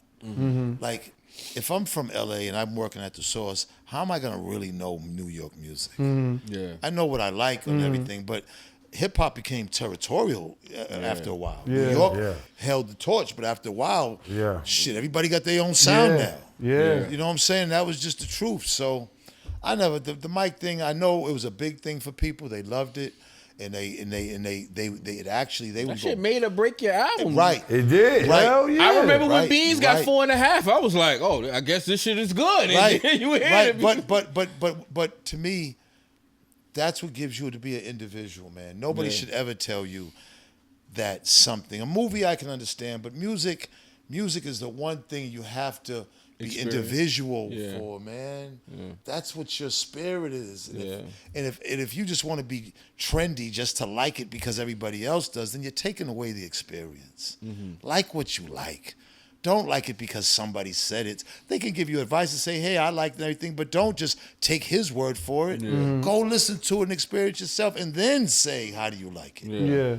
I was mixed emotions about the whole 5 mic thing. I understood the importance, but me, it's like, man, just because you says 5 mics, that doesn't mean it's 5 mics. Yeah, but that made people go buy it. Like, of course it did. It was the most important thing in the magazine. We thought it was a machine and I ain't pushing gonna that lie, out. when it was 5 mics, you would listen, and it would be 5 mics worth. Yeah, because some albums are obvious 5 mics. That's right. Like, come on, some motherfuckers was just dope. You know what I mean? Yeah, no skips. Like, what the at all. fuck? No skips. Yeah. That's 5 mics. That's no a skip. fact. That's I a gave fact. Reason without 5 mics? No, it should have. It should have got it. Now it should have got it. 4.5. It should have got 5. They gave Blueprint 5. They gave though. Nas 5 mics. They gave Nas. Nas got 5. Nas Yeah, got 5. Which one? Illmatic should have got 5. Illmatic. It should have got 5. Yeah. Illmatic, yeah. Jay-Z should have got 5. Yeah. Miss Info did that one. I think she wrote the article for the. Miss Info was one of the ones that walked out on Dave to get me up out of there. And I never let me give you all an exclusive. So we're in Puerto Rico at the DJ conference, and there's a van taking us back from the place all the way to the hotel. So we're driving, and in the van, it's a Source van. I'm like, wait a minute. What is she doing here? And she was in there with Kim, and I pulled the van over and kicked her out in the middle of Puerto Rico. Kim got out with her. Puerto Rico? Sure did. God damn. Cold It was that bad. It was that bad. Cold-blooded. Cold-blooded. Remember Rick James said cold-blooded. Y'all didn't check on her? She made it back, but I'm saying she was one of the ones. How you gonna say she made it back? Clearly, Yo, she made it. Eventually. She was one of the ones that signed the petition to want Dave to step down because they put a fucking article when it's in from 88 to 94, RSO doesn't have an article. It took 6 years and we finally get an article. We've been signed to Tommy Boy, we got signed to Flavor Unit, and then Steve Stout gave us a deal with RCA. Why can't we, and Dave is my best friend, why can't we get an article? He puts the article in, he wrote it himself because they didn't want to write it, and the whole staff walks out. Wow. And she was one of them. Why were they so against you guys? Because they didn't like Dave in our relationship, man. We would go up to the office and we would take like T-shirts off of their desks, little shit. It wasn't like we was bullying them, beating them up, or like. It's just that they just didn't. They was mad because Dave wasn't hanging with them. Dave was really with us, and everybody was together with them. And Dave was over here with us, and they didn't like that. And they felt that because Dave was my friend, that we didn't deserve it. So it was like a conflict of interest. Yeah, but it's like Oprah goes on the cover of her magazine every month. It's her magazine, and she's on the cover every month. Russell Simmons was the Fat Farm model all the time for all the ads. What the fuck is the problem? But you can understand from a journalistic standpoint of... Y'all are acting like this was really that serious, like New York Times journalism. Of course it was that serious, man. People dedicated their lives to these professions. And you Really? have certain... Yeah, I would think so, yes. I think so. And they have certain ethics that they feel... Ethics in hip-hop? Ethics in journalism. So you only Ethics respect the in journalists that go into the yeah. wars? That's the only journalists he respecting? My thing is ethics. Like, it's hard to have ethics in hip hop. It's hard to have ethics in anything from the street, bro. Why? Like, because it's street. There's a criminal element to everything in the street. There's a criminal element to all that. There's not going to be all the clean ethics that you want because they're in college. They're really big on ethics. But if your ass is selling drugs, getting locked up in the street, it's not going to be the same. And that's just what it was. Like, y'all represent the college side of hip hop. We represent the street side. You got to respect it. You know what I'm saying? Just because you know how to write articles, that y'all didn't, college niggas didn't discover hip hop, street niggas did. You gotta respect it. I respected them and what they did, but they didn't respect us as a rap group. And look, I was cutting fucking 11 years old before all of them. Like, I felt like none of y'all could tell me nothing because I was actually cutting records in 77. What the fuck was y'all doing? You know what I'm saying? So there was no reason for everybody to step down or want Dave to step down because you put an article, a little fucking article, a 4-page article about the RSO. And now that was just too extra. Like, come on. Come on. You want this man to step down from his business because he put an article about us. Y'all wouldn't feel the same if he owned it and he put the article. Y'all would feel like we would. Yeah, but I'm saying, what was their reason? They're quitting because of what? Because of the integrity. They don't Just the integrity. It's That's a it. conflict of interest. Because they said that we didn't deserve it, and if they Right, you didn't deserve it. That's what I was getting at. They said they we didn't deserve They the didn't feel article. y'all deserved that article, right? They said we didn't deserve it. Right. You know what I'm saying? And that they put us in, it was special treatment. And I could see if we wasn't signed to a major level. We got signed to Tommy Boy and got dropped because of the Ice-T cop killer thing. The Boston police sued us and everything. Then we got to Flavor Unit. Then we got to RCA. Why wouldn't we be eligible for a fucking write-up? Right. It's been 6 years. Yeah. You know what I'm saying? So, man, get your ass out and go fucking find your way back to the hotel, Miss Info. You know what I'm saying? How you gonna say And if it was men on, it didn't matter. Yeah. You gotta get out of here. Like why? Well, is I she believe you. know what I'm I saying? don't That think you shit take was no fucked up. prisoners. But understand, I was blacklisted after that. My music, everything, it just was bad. After that, I never got a fair shot. Thank God for Rock the Party. Thank God. Because I never got a fair shot. Now, me and my crew put out good music, and we always had to go through bullshit because of our relationship with the Source. Was a gift and a curse. Trust me. Yeah, because I remember there was a time I think you was dropping your solo or something, and like it was a big controversial on the mics or something like that. We getting ads, the mics. So it's like I'm an artist. Yeah. I had a hit record. Yeah. Love Me, Like Me, Hate Me. Rock the Party was a hit fucking record around the world, and it was on. It made Eddie Murphy's movie. It made the fucking what was that game with the ball that when you shoot it, it turns into fire. NBA Jam. NBA Jam, man. Come on, man. That movie was. I mean, that song was classic. Yeah. And, you know, it made Billboard. It was a top Billboard hit. So, you know what I'm saying? Right. Like, you know what I mean? But I had to jump through hoops just for a career because anytime you see an ad in the Source, people was upset because you see a Made Men or RSO ad. Oh well. Yeah, I mean, I don't know if I would have cared about the ads more than The article? My God. Damn, it's an article. Like, we was interesting. It was an interesting article. It was from Boston. It was a rap group, man. Yeah. Like, you know, we got signed to a major label in New York, 3 major labels. I mean, but then again, but you're right though, because you know, if you own like, I can't put my own article in some shit I own. That do look crazy. You would be a you know what no, I'm it don't. saying? Like, If you didn't do it, you'd be a fool. that's what I'm saying. Like you would look That's- crazy. Like that's you can't even get your own. You can't even get an article in If your you're own not going to magazine. support yourself, then what type of, like, why are you even in the game then? You know, and it made it look like Dave's giving them special treatment. Man, listen, man, like, what's the matter with that? Okay, we're in the magazine, we're getting label deals. Yes, we have articles in there. We didn't have to pay for the ads. Oh well, you know what I'm saying? Well, it's not that serious. Like, it didn't hurt the Source. You know what I mean? Like, come on, man. Like, damn. We also performed at every Source Award.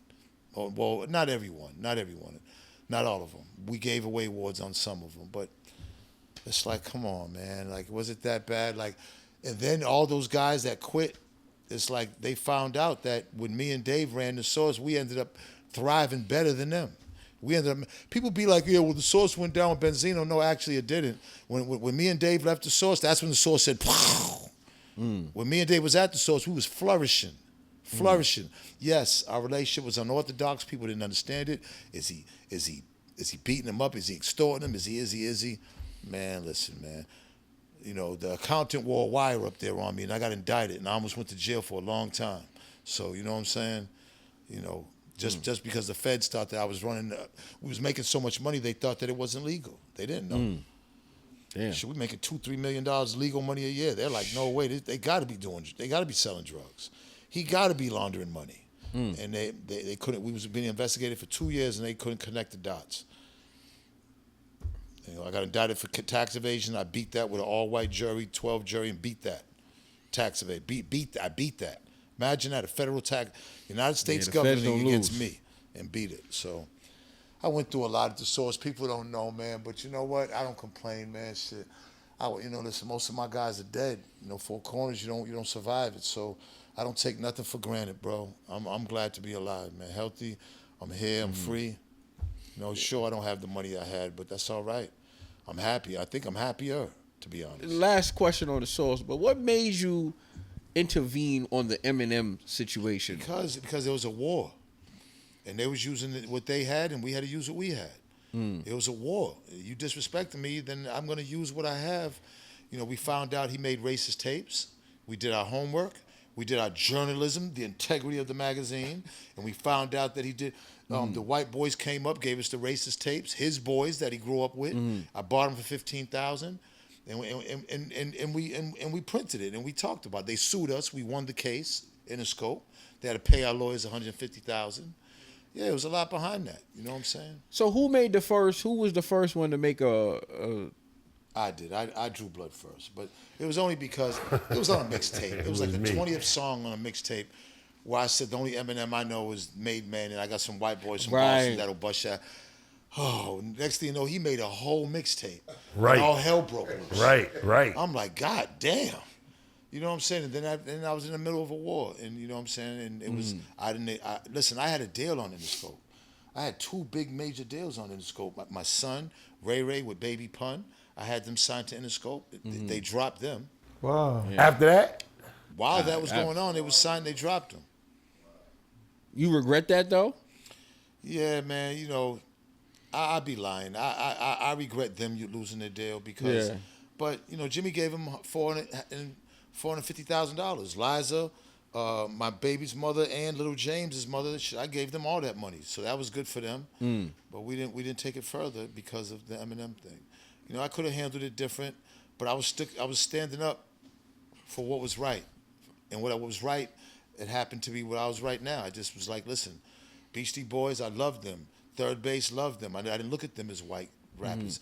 When they took Eminem, there was a big part of white America that wasn't dealing with us, and that's why they put him for them. White America was coming to us. That's why we was getting money, because they're buying into us.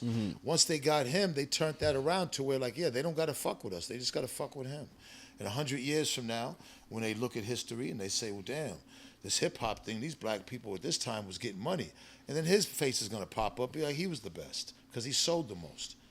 Man, ain't y'all tired of that? Elvis, you would have thought that a black man never even played guitar. You know what I'm saying? Like, they take everything from us, man. Listen, I didn't have to answer to nobody.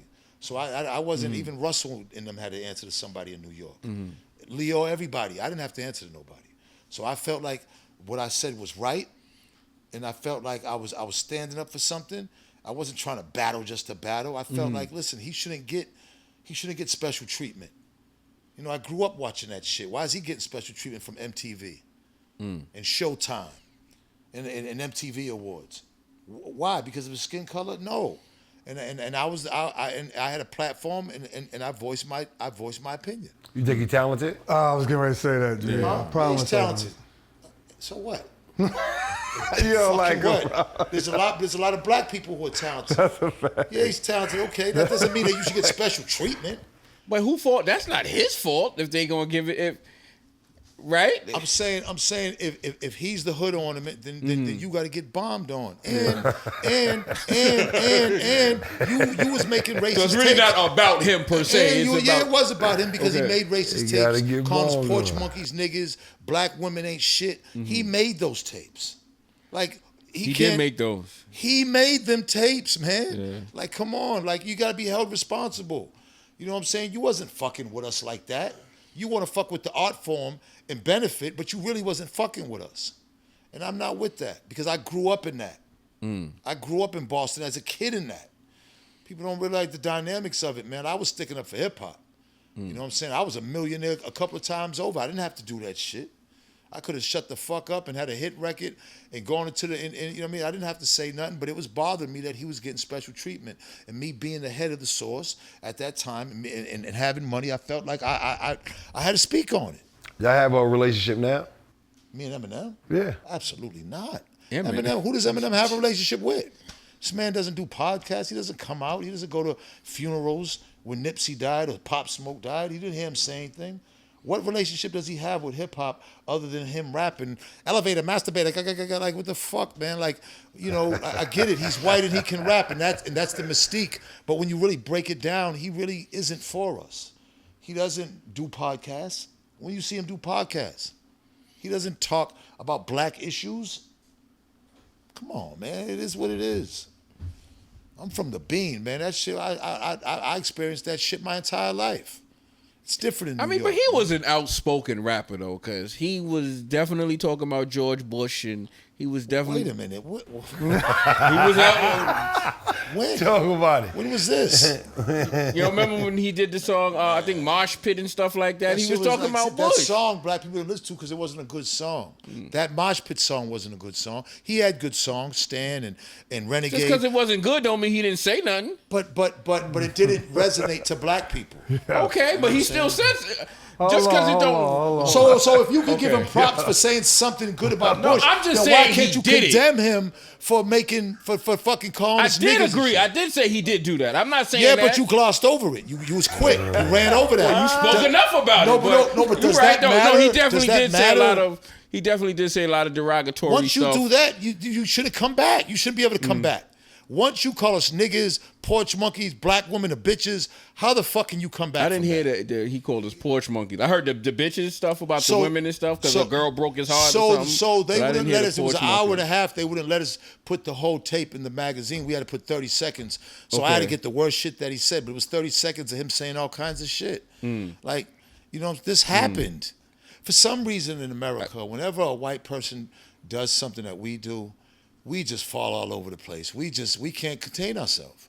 Whenever a white person plays basketball or great, we love him to death. We love when white people do what we do at a great level. We got to stop that, bro. And I'm not saying because I love all people, bro. Yeah. Dave Mays is white and he was my brother.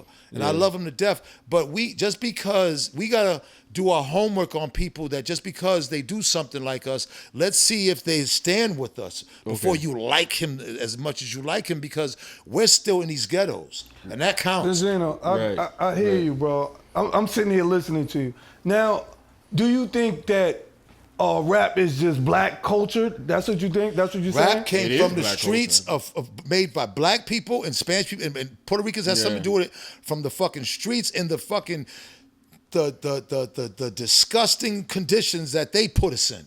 I got you. That they put us in. I got you. We didn't just, hey, yeah, we want to be the poorest and most live in these fucked up conditions. They did that. So out of that came hip hop. Now the hip hop came trillions of dollars. And guess who's benefiting? A lot of white people are benefiting. Right. And they don't fuck with us. And that's the problem. The ones that fuck with us genuinely, yeah, come on, bro. Beastie Boys, I didn't look at them like I looked at Eminem. Yeah, but they was white though. They was white. Right, but I didn't look at them like that. They was genuinely with the culture. Hold on, now if you found out that they did some racial, it'd have been the same thing. Okay, you motherfucker. Let me find out that they was fucking around at Howard Beach or Bensonhurst and going through the shit that they, yeah, it would have been the same shit. I got you. You goddamn right. Okay. Shit, why? Yes. Again, I'm from Boston. I'm you know what I mean? So like, you got a better eye for it because you've been in it. Man. No, I know. Spot that racism, right. I'm saying that because I'm saying You might be right, though, right? You might be right. He's right, bro. I'm saying that because you spoke out on Eminem first. So clearly you had an inclination of something was I didn't off. like him getting treatment Exactly. that these other rappers that been doing for years is getting. But Beastie Boys was getting the same level Beastie of Boys, treatment, right? Because they were selling 10 million records Beastie too. Boys didn't get. Beastie Boys got the same treatment as Run DMC, and I was happy with that. Run was on it, and Beastie Boys and Houdini. I was happy. But they wasn't as good as those two groups. Listen, all I know And that's is, a fact. Listen, Paul Revere was dope. Beastie Boys had some dope Paul shit. Revere was dope, but you couldn't compare him to Houdini or Run DMC at that time. Listen, I wasn't mad at what they was doing. When I went to the Fresh Fest, I was happy with their You performance. know why though, G? You know what I'm saying? It changed. When we found out they was white, that's when it changed. When you didn't see them, I didn't even know MCA was MCA. ill. Listen, MCA. Don't Sleep to Brooklyn was That ill. was They got what- some that's dope what I'm saying. songs. Real talk, let me But tell they're you, not that's a Run good point. DMC. Glad no. you said that. What? Because MCA was the first one. I never forget the Purple Def Jam. It was Purple Def Jam. Before the Beastie Boys, he put out the first. I didn't even know he was white. That's from a his fact. voice. That's a You're fact. right. Then when they came out, they was just dope. Yeah. The beats was dope, and everything was dope, and they was down with Run. And yeah, I'm with it. They with us, and I'm with them. And that's what it was. That's what hip-hop was. It was all inclusive. When Eminem came, that's not how they treated it, bro. It wasn't the same. He can do a lot of shit that nobody else can do. He ran in there with 100 white boys in Radio City Music Hall at MTV. We would have never let us do that. I mean, his first album, they let him do that. Showtime, MTV, his videos. Like, bro, they was giving this nigga so much fucking treatment, and we wasn't, in this, our pioneers and legends wasn't getting it. The top niggas wasn't getting that. I had a problem with that. I had a problem. You're all right for that. You're all right for that. I had a problem with that. I don't care. I don't care. I don't have a problem with it. And then they lied about him coming from Detroit. He was from Warren, Michigan, from St. Joe's, Missouri, moved to Warren, Michigan. You know what I mean? Like, You never 8 Mile? no, fuck no. Man, listen, my YBI niggas take that personally. They don't play that shit. He ain't from Dexter and Joy Road and all that. Hell no. That was a lie, a myth. That man wasn't from nowhere there. He from Warren, 7 Mile, like nowhere near 8 Mile. We was nowhere around none of that. It was a lie. But if you put him around Detroit, the biggest fucking blackest city, you know, in America, then, you know, it's all a part of the fucking, it's all part of the marketing. Do you know how much money they made with him? Yeah, a lot. Bro. A lot. Do you know how much money? You gotta understand, there's places in America where white people never even come around black people. They fuck with him. That's a fact. And they'll never buy a black That's a person's fact. album. That's a fact. It's just, you know, it was deep for me, man. You know, but hey, but look, it was what it was. It was. Listen, I'll go on in history because today, 22, 23 years later, people still ask me about Eminem. He's not gonna be able to shake me, and I won't be able to shake him. We will go down in history together. When you see him, you're gonna see Benzino. 100 years from now, yeah, you'll see him, but then you'll see the arch nemesis, his enemy, and it's gonna be me. And I'm proud. Lord Jamal comes years later with it. Like, hello, Lord Jamal, the same shit you saying now, I said years ago. Where was you at back then? You didn't want to fuck your career up back then. It's only so now that you ain't really popping in music, now you saying something. Like, come on, make it make sense. I think if you'd have asked Lord Jamal back then, he would have said it. Lord Jamal said nothing back then. He was quiet. But he wasn't doing interviews back then. That's a shitty excuse. That's a piss poor excuse, as they say. You know what I'm saying? He said nothing. Everybody was quiet. Nobody wanted to ruffle the feathers, bro. It's as simple as that. You know what I'm saying? I was on the island with that. I took that. You know what I'm saying? I took that. Word. But his verse was better than Jay-Z's in Renegade. I disagree with that. That's my opinion. That's a fact. I totally disagree with that. I'm a Jay-Z fan too. But his verse totally was disagree better with that as They well. both had mean verses. I mean, that was one of his dopest verses ever. Who, Eminem? Yeah, because he wasn't rapping about goofy shit. He was really I think talking Lose some shit. Yourself was... I was just about to say the Lose mom Yourself. spaghetti on the Yeah, shirt. that's That was my a real favorite. tough verse. Oh, didn't you? Oh. Yeah, I went to Mom's Spaghetti. Yeah, damn. Spin freestyles at Mom's Man, Spaghetti? nah, I made a whole video throwing On the meatballs Mom's all over the fucking I didn't know about that. It's on YouTube. Rap Elvis. Go look at it. Amazing. And I killed him on it. Yeah. Amazing. And I blazed him on it. Yeah. I did not know. Yeah, went up there, shot it inside the fucking thing, Wow. throwing meatballs all over the place. Did you First of all, the spaghetti tastes like... I was going to ask you that. You guys are in New York, so y'all know real Italian food. All right? That shit is like eating a can of SpaghettiOs, bro. And they put it in a Chinese container. Listen. They put it in a Chinese container, and then they make sandwiches out of it. This is the most garbages, and it was filled with white people. And I'm like, this shit is crazy. I could not believe it. Italians would be insulted if they ever went to Mom's Spaghetti and tasted that shit. It's like SpaghettiOs. And then they put it in Chinese food containers. Yeah, Mom's Spaghetti. SpaghettiOs, no bullshit. Not just saying that. It's like open up a can of SpaghettiOs and eating it. It tastes like that. SpaghettiOs is horrible, bro. That's what it tastes like with the meatballs. Yeah, they like that shit. The Franks and the beans. I guess it's the sauce and gimmick all of that it. shit. I guess it's a gimmick. It's a gimmick. Yeah. But they packed. Yeah. And them white people out there in Detroit love That's it. what it's about, right? Yeah, they Making love money. it. They think that's real spaghetti. For SpaghettiOs. Whitney. God bless them. I know Italians would go there and man, listen, man, these Italians, especially these mobsters, man, they would burn that place down if they went there. You kidding me? I mean, it sounds like a chain restaurant, so it's going to taste chainy. Italians take their spaghetti very serious. They sauce and everything. Yeah. You don't play with that. They do it from scratch. He played with it. That Mom's Spaghetti is not cool, yo. Yeah. Shout out to the 5 families, man. You know what I'm saying? Lord have mercy. We can talk about Leray? Yeah, man. Listen, man. I love my beautiful goddamn daughter. She's the most beautiful, talented. Oh my God, man! I'm so proud of her. Very man. talented. She's Very talented, talented. bro. And I love her to death. And listen, it's unfortunate what we went through, but we in a better place. That's now. good. That's good. You okay Oh now? my That's God, good. yeah, my That's granddaughter is so beautiful. I love Coy to death, man. Like Coy, I got 3 sons. I love all my kids, but I'm so. Oh, you guys worked it out. That's good. That is my baby. That's man. good. That's my only daughter. I got it tatted on me. And I got 3 sons. you got she's 3 the boys. princess, man. And it's like she's more like me than my sons. Gotcha. And I'm so proud of her, man. And she's an amazing mother. And I light up with Coy, man. She's my baby, man. No doubt. You know what I'm saying? It's like, like I said, it's unfortunate what we went through, but you know what? Sure. Hey, listen, man, I'm sure if y'all got kids, Yeah. y'all understand. You know? Yeah, hell yeah. And you know what I'm saying? Yeah, man. But We all got kids, yeah. We are so good right now, and I love you, Coy. I love all No doubt. Ray Taj. No doubt. Zeno. I love all y'all. No doubt. Thanks for asking. That's a fact. That's a whole fact. Thanks for motherfucking asking. We in Queens, so I will be remiss not to ask about. You had an issue with Zip with the Drip. Nah, man, I don't listen, man. These issues on the internet are like, these ain't issues. These guys don't know me. I don't know them. You know what I'm saying? And I don't take nothing. Listen, everything is algorithm. You know what I'm saying? You know what I mean? I got an extensive resume in this game. Right. And the Zip the Drips, God bless them, what they trying to do, but they can't touch my resume. And I don't want to give them light to be going back and forth because I felt like I put in way more work than them. Zip was locked up a lot of years, so that you really he wasn't out here for all the work I put in when he was in there. He was in jail. You know what I'm saying? Yeah. And so you know what I mean. Like listen. Right thing I could say, he's out now. He's these guys are making money. It's good for them. It's good for them. You know what I'm saying? Making money, but I don't got no issues. But what with about these that 20,000 bet you had? What happened First to that? of all, the bet was listen.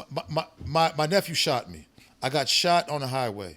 When I got shot on the highway, my nephew called the police immediately, and he said he shot me. He made the first call. Understand that? He made the first call. I'm in the car being to the hospital. The police pulled me out. Where's the gun? He said I had a gun, and I didn't have a gun.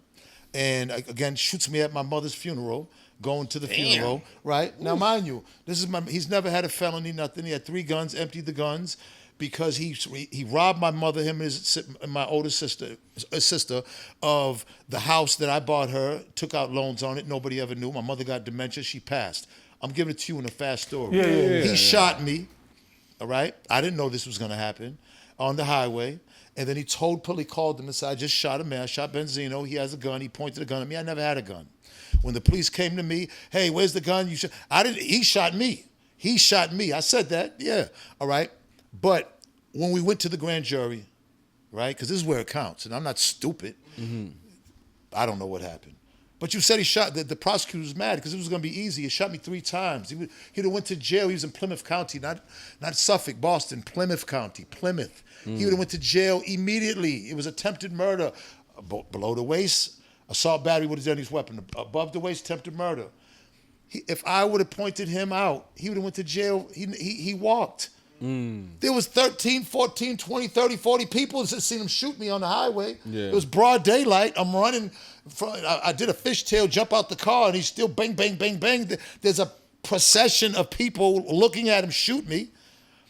If I would have said he shot me, I went to the grand jury. I said, I don't know what happened. I thought that was it. They said, no, you got to come to court. If you don't, we're going to send you to jail for contempt. I walked into court, seeing his waterhead ass sitting there with his fucking,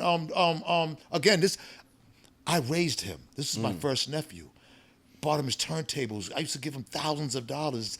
I loved him. This was crazy what happened. This was jealousy and crazy. I went and said, do you see him? No. And walked out. And he walked. There was no snitching. There's not no, you can't snitch. He called the police first. Whatever I said with them police, that was being said. Yeah. But the grand jury, I don't know who shot me. Went to court, I don't know who shot me. And walked. That's not snitching. So Zip owes me money, as far as I'm concerned. as far as I'm concerned. But it was no bet. It's internet shit. Yeah. And listen, people can say what they want. I don't give a fuck what people say because Lord knows I put enough work in that streets, man. If you want to say I'm a snitch, say I'm a snitch. Say whatever you got to say, but make sure you don't say it here. You know what I'm saying? Because you're gonna have to be responsible for it. And I take that serious. I don't condone snitching. I don't condone that. But that's my nephew. It was a fucked up situation. But I wasn't gonna send him away of all them years. Yeah. I wasn't gonna do that. Yeah, there was some shit said to the detectives. Shit's always said to detectives. Oh, well, that's part of the game you don't play. They're playing the games. But when you get in front of that grand jury, when you go to court and you sit down, that's where it counts. And he walked because of me. If I would have snitched on him, he would have did 20 years easily. You and him all right now? Hell no, I could never be all right with him.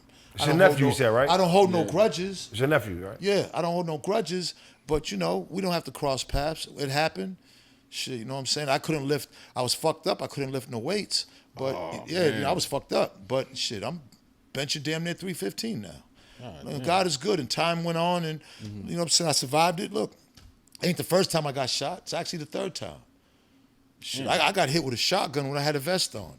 Broke my ribs, and I shot another time my arm. And there's been many times where a motherfucker put a gun in my mouth and we cocked it back. I done been through hell in Boston. We done been through many wars. So this shit it's not a big thing. Shit happens. You know what I'm saying? But the snitch thing, I take it serious. And I helped him, I got you. Thanks for clearing it up. Thank you. Yeah, absolutely. Thanks for asking. That's a fact. That's a fact. I want to get into some current events, man. What's that? The Gucci Man thing. How do you? Thanks for asking. And let me explain, because I just seen the video. Yes. I don't think people are clearing this up enough. All right. Gucci Man and Pooh Shiesty. Gucci Man has to answer to Warner Brothers. People think that Pooh Shiesty just signed to Gucci Man. No. This is a major label that Gucci Man has him signed to.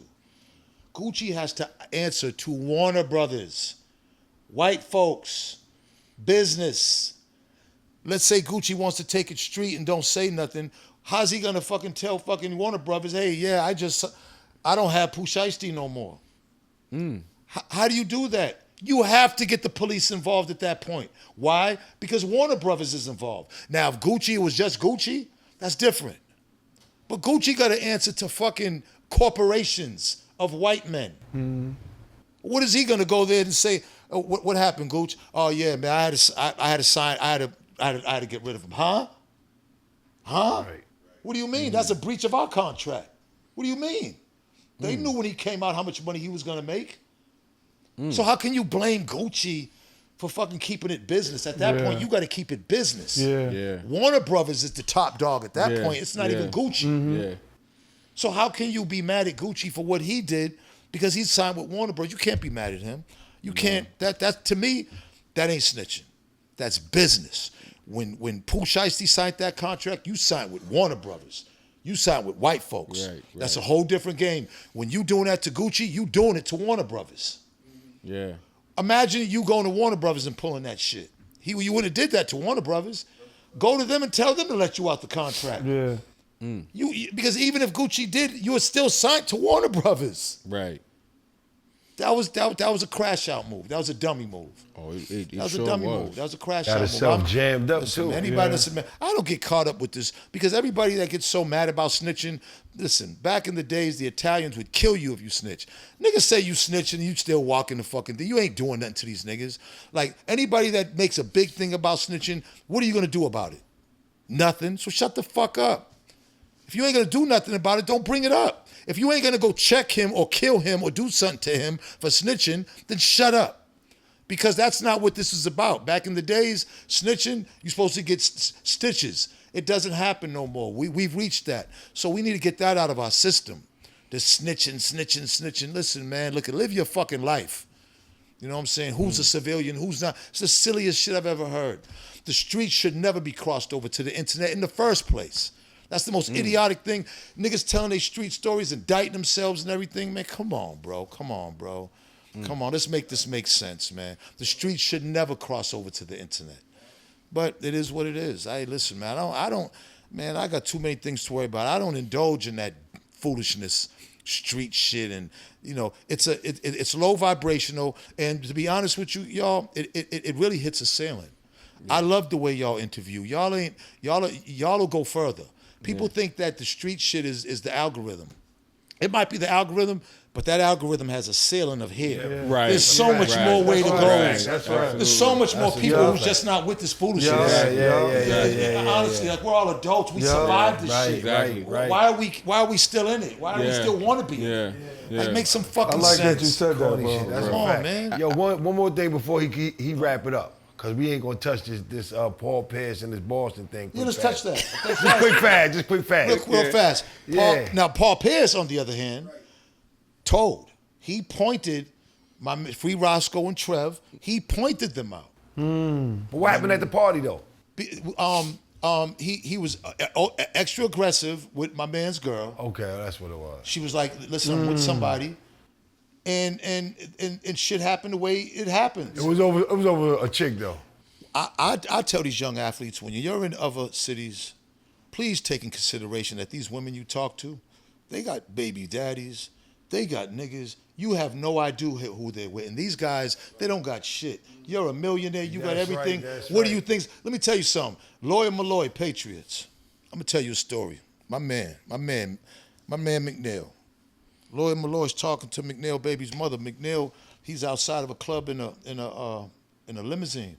McNeil went right up in that, opened the door, put that thing to him, said, if you ever come around my baby's mother again, I'm gonna kill you. And he left her alone. God damn. Mo Vaughn for the Red Sox. My man Apple. Mo Vaughn smashing Apple's girl. Apple sees Mo Vaughn in the club, smashes him in the head with a glass ashtray. Like, this happens all the time. This isn't, Paul Pierce should have never been aggressive with somebody's woman.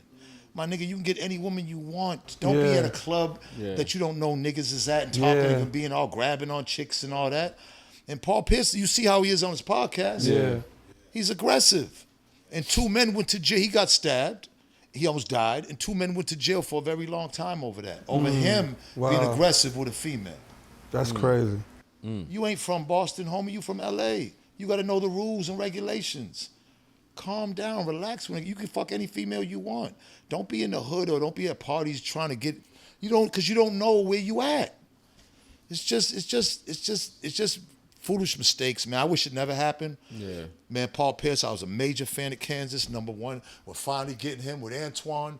Finally, I'm like, we're going to be the shit. And then this happens. And let me tell you something. I ran straight to New York after that. I had to come back because the nigga that I was standing with, I had to pay for his lawyer because he wasn't even over there in the fight. We're watching this. We're watching the fight. And Paul picked him out of a lineup because he looked like one of the niggas. Wow. The police wanted him. He was in the bed and they kept pointing me and he wouldn't pick me. I remember that. They kept saying, was it him? Because all they kept saying was Made Men. Yeah. I walked downstairs, Tony Batiste is talking to his brother. He didn't even know me. They said, that was Made Men, Benzino Made Men. I'm right next to this nigga. Wow. I jumped in my car and got the fuck out of there. The next day, I flew up out of there. Police, I had to come with hers back to talk about it, and they questioned me, and they ended up locking Hearst up. I paid $150,000 just to keep Hearst out of jail, and he had nothing to do with it. Wow. Yeah. So, you know what I mean? It was a lot, man. It just, you know what I mean? Like, that was a fucked up situation. I felt bad for Paul. Yeah. But for Paul, it was good for him. That nigga came back like Hercules and almost got us a championship. We only, we would have went to the championship if it wasn't for Reggie. Mm-hmm. You know what I'm saying? Yeah. So, He got y'all a chip though, so he made up for it. Yeah. He sure did. I had some good times in Boston, B. Sure did. I'm enjoying the Knicks. Paul Pierce, but I watch him now, man. I don't like the way he talks about this because he still blames shit. Like, be a role model for these younger guys and be like, listen, what I did was foolish. And you guys shouldn't do it. That's what we have to do. Accountability. We got to take responsibility and accountability for this. Because these younger niggas don't, they got so much misinformation, they don't know. They don't got their father around them, they don't got an uncle. All they got is their mother. Take responsibility, P. Yeah. You know what you did. Yeah. Take responsibility and move on. It's over now. Mm-hmm. But don't sit there and talk about, man, he went on Steven Jackson and Matt Barnes, and he basically didn't, I was disappointed in how he handled that. I was disappointed. But it is what it is. You know what I mean? Bug, you got anything? But again, thanks for asking. I love y'all's title because again, man, I love y'all's the way y'all interview. Hold on, Benzino. Hold on, Let him baby. speak. He giving us our applause. I'm giving you everything. Let him speak, man. He's taking out flowers. Right? Cut him off at the wrong time. Yeah, he cut it at the wrong time. You let that man speak. Nah, it's true because there's a lot of podcasts that thinks that part of the algorithm is what's popping, and y'all ain't on that, and that's what y'all. This is an trying adult to stay podcast. away from that part. It's an adult podcast, and I Right. mature and I respect that. We all come from the hood, so we're gonna get that anyways. Right. But you don't gotta be. No. Low hanging fruit. Yeah. Messy about it. Yeah. Yeah. Thinking that that's the only way that you're gonna get clicks and comments. No. Being outspoken, being truthful, because being truthful is sometimes going against the grain, as especially giving your truth. There's your no truth. gray area with me. Yeah. Whether I'm right or wrong, I'm going to give it to you. And I've been wrong a lot. And that works. And I have to right my wrongs. Yeah. But I'm at 60, I see life different now. Yeah. And I'm supposed to. Yeah. If you still seeing the same thing you seen when you was 20 and 30, then there's something the matter with you. You're right. I say that all the time in here. And I can't be You should be hypocritical. growing. You should be growing. You have to be hypocritical. Yeah. Yeah. You have to. Yes. Yeah. I agree with that. You have to be. I agree with that. The fuck? Yeah.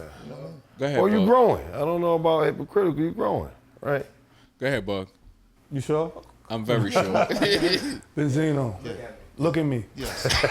Look at me, right? I appreciate you coming through, Yes. being vulnerable, Yes. really being detailed, Yes. being comfortable, Yes. Yeah. just being yourself, basically. Talk about Yeah. it. Give it to me. Preach, pause. But Yeah, he gonna get to you. You want That's to a New get York to you. thing. Y'all know that. whole show though, until right there. It's all He gonna say you That's a New York thing. I don't know. Nah, but I want to thank you for coming through, though. I really appreciate it, though. For real. Nah, y'all are dope, man. No doubt. That was a Dope. total I really fact, appreciate man. y'all. Nah, this was dope, and I enjoyed this. Sometimes they're not too enjoyable, but like I said, I enjoyed this, man, and I see y'all really taking off, man. Y'all just, anything I could do to help support, man, let me know. No Thank doubt. you. No doubt. What up, Appreciate G? that. What you got? Yeah, no, man. This interview was doper than I thought it would have been. You had all these expectations and all that. We got to meet you, though, man. Yeah, man. This is way doper than I thought it was, man. appreciate And I'm glad you came by, man. And like you said, you was vulnerable with us. And we'd like to have you again on the couch, man. You come on back, man. Yeah, I gotta come back. Anytime you're in New Yeah. York. Nah, fact. because I'm rushing, but I gotta come back and get a cut. Oh, that's a Ain't total no fact. problem. Yeah. No Yeah, problem. before you leave. Yeah. Just kick it. Just come back in the Yeah. daytime, kick Yeah, it. yeah. You know what I'm saying? I don't know if anybody smokes here, but you know what I'm saying? Yeah. I go outside, smoke my little blunt, you know what I'm saying? Yeah, no doubt. No Matter doubt. of fact, Because the last time you was I here, got you was something at for you. You got something for me? No, I don't I got was nothing. gonna say, I got something for you. I really love y'all now. Shit. I don't have no drugs for you. Let that be clear. Yeah. I think I'm just glad that you appreciate the conversation that we're curating here, man. Y'all that's- dope.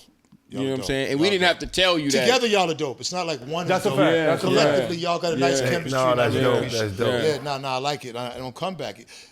Podcasts are better when you enjoy them. That's right. Facts. That's Yeah. right. Facts. Honestly. That's You don't right. know Total that. That's Yeah. right. Totally. Never You really- enjoy, when everybody enjoys it, that's Yeah. what makes it And good. the audience The enjoy it. when Yeah. everybody enjoys Yeah. it, the audience That's enjoys right. it. Yeah, Yeah. facts, facts. Yeah. Yeah. Truth. Yeah. You know what I'm saying? Yeah. So, I mean, salute to everybody else with all that controversy shit, but I'm not with Yeah. it. You know what I'm saying? I'll sit on and I'll talk, and again, you ask me, I'm gonna give you everything Yeah. you want, but I enjoy this. I don't enjoy them all. I enjoy Yeah. this. No doubt. Wow. I ain't got much to say after that. As long as you enjoyed that shit, that's what it is, B. You know what I'm saying? Much love, man. Do I gotta say a pause because he looking sure at me? This should good. This should do good. Okay. You know, as long as Yes. y'all, you know what I mean. This should do good. Now, we gonna man. make it I can't- happen. I can't wait to see it. Honestly. Okay. No, yeah. go. All right, We so got the master make sure you editor collab over with there. us. Oh Yeah. my! Well, I'm You gotta do restricted- this detail. I'm restricted from collabs for August 22nd. You know they knock my page out every. This is like my Oh, 11th wow, page. wow. So August 22nd, I'll be able to take collabs. Okay. But that don't mean I can't give me the original and I'll be able to tag and Okay, you know what I'm saying. yeah, You know what I'm saying? okay, But they okay. restrict me from doing. I can't go live until August 22nd collabs. Wow. All right. You It's know, all I'm real good. We got outspoken. you, though. We got you. I appreciate Ladies it. and gentlemen, Detox Jones, Bug Out, G-Vaz. Bug out. That's right. Can't forget Prom. Ladies and gentlemen, this is the one and only, Benzino, Mayman. Word. Thanks for asking. Thanks We for out. asking. That's a fact. Hey, yo, this is Benzino. Thank you for watching the Thanks for Asking podcast. I need y'all to like, comment, and subscribe because they're really dope. And once again, thanks for asking.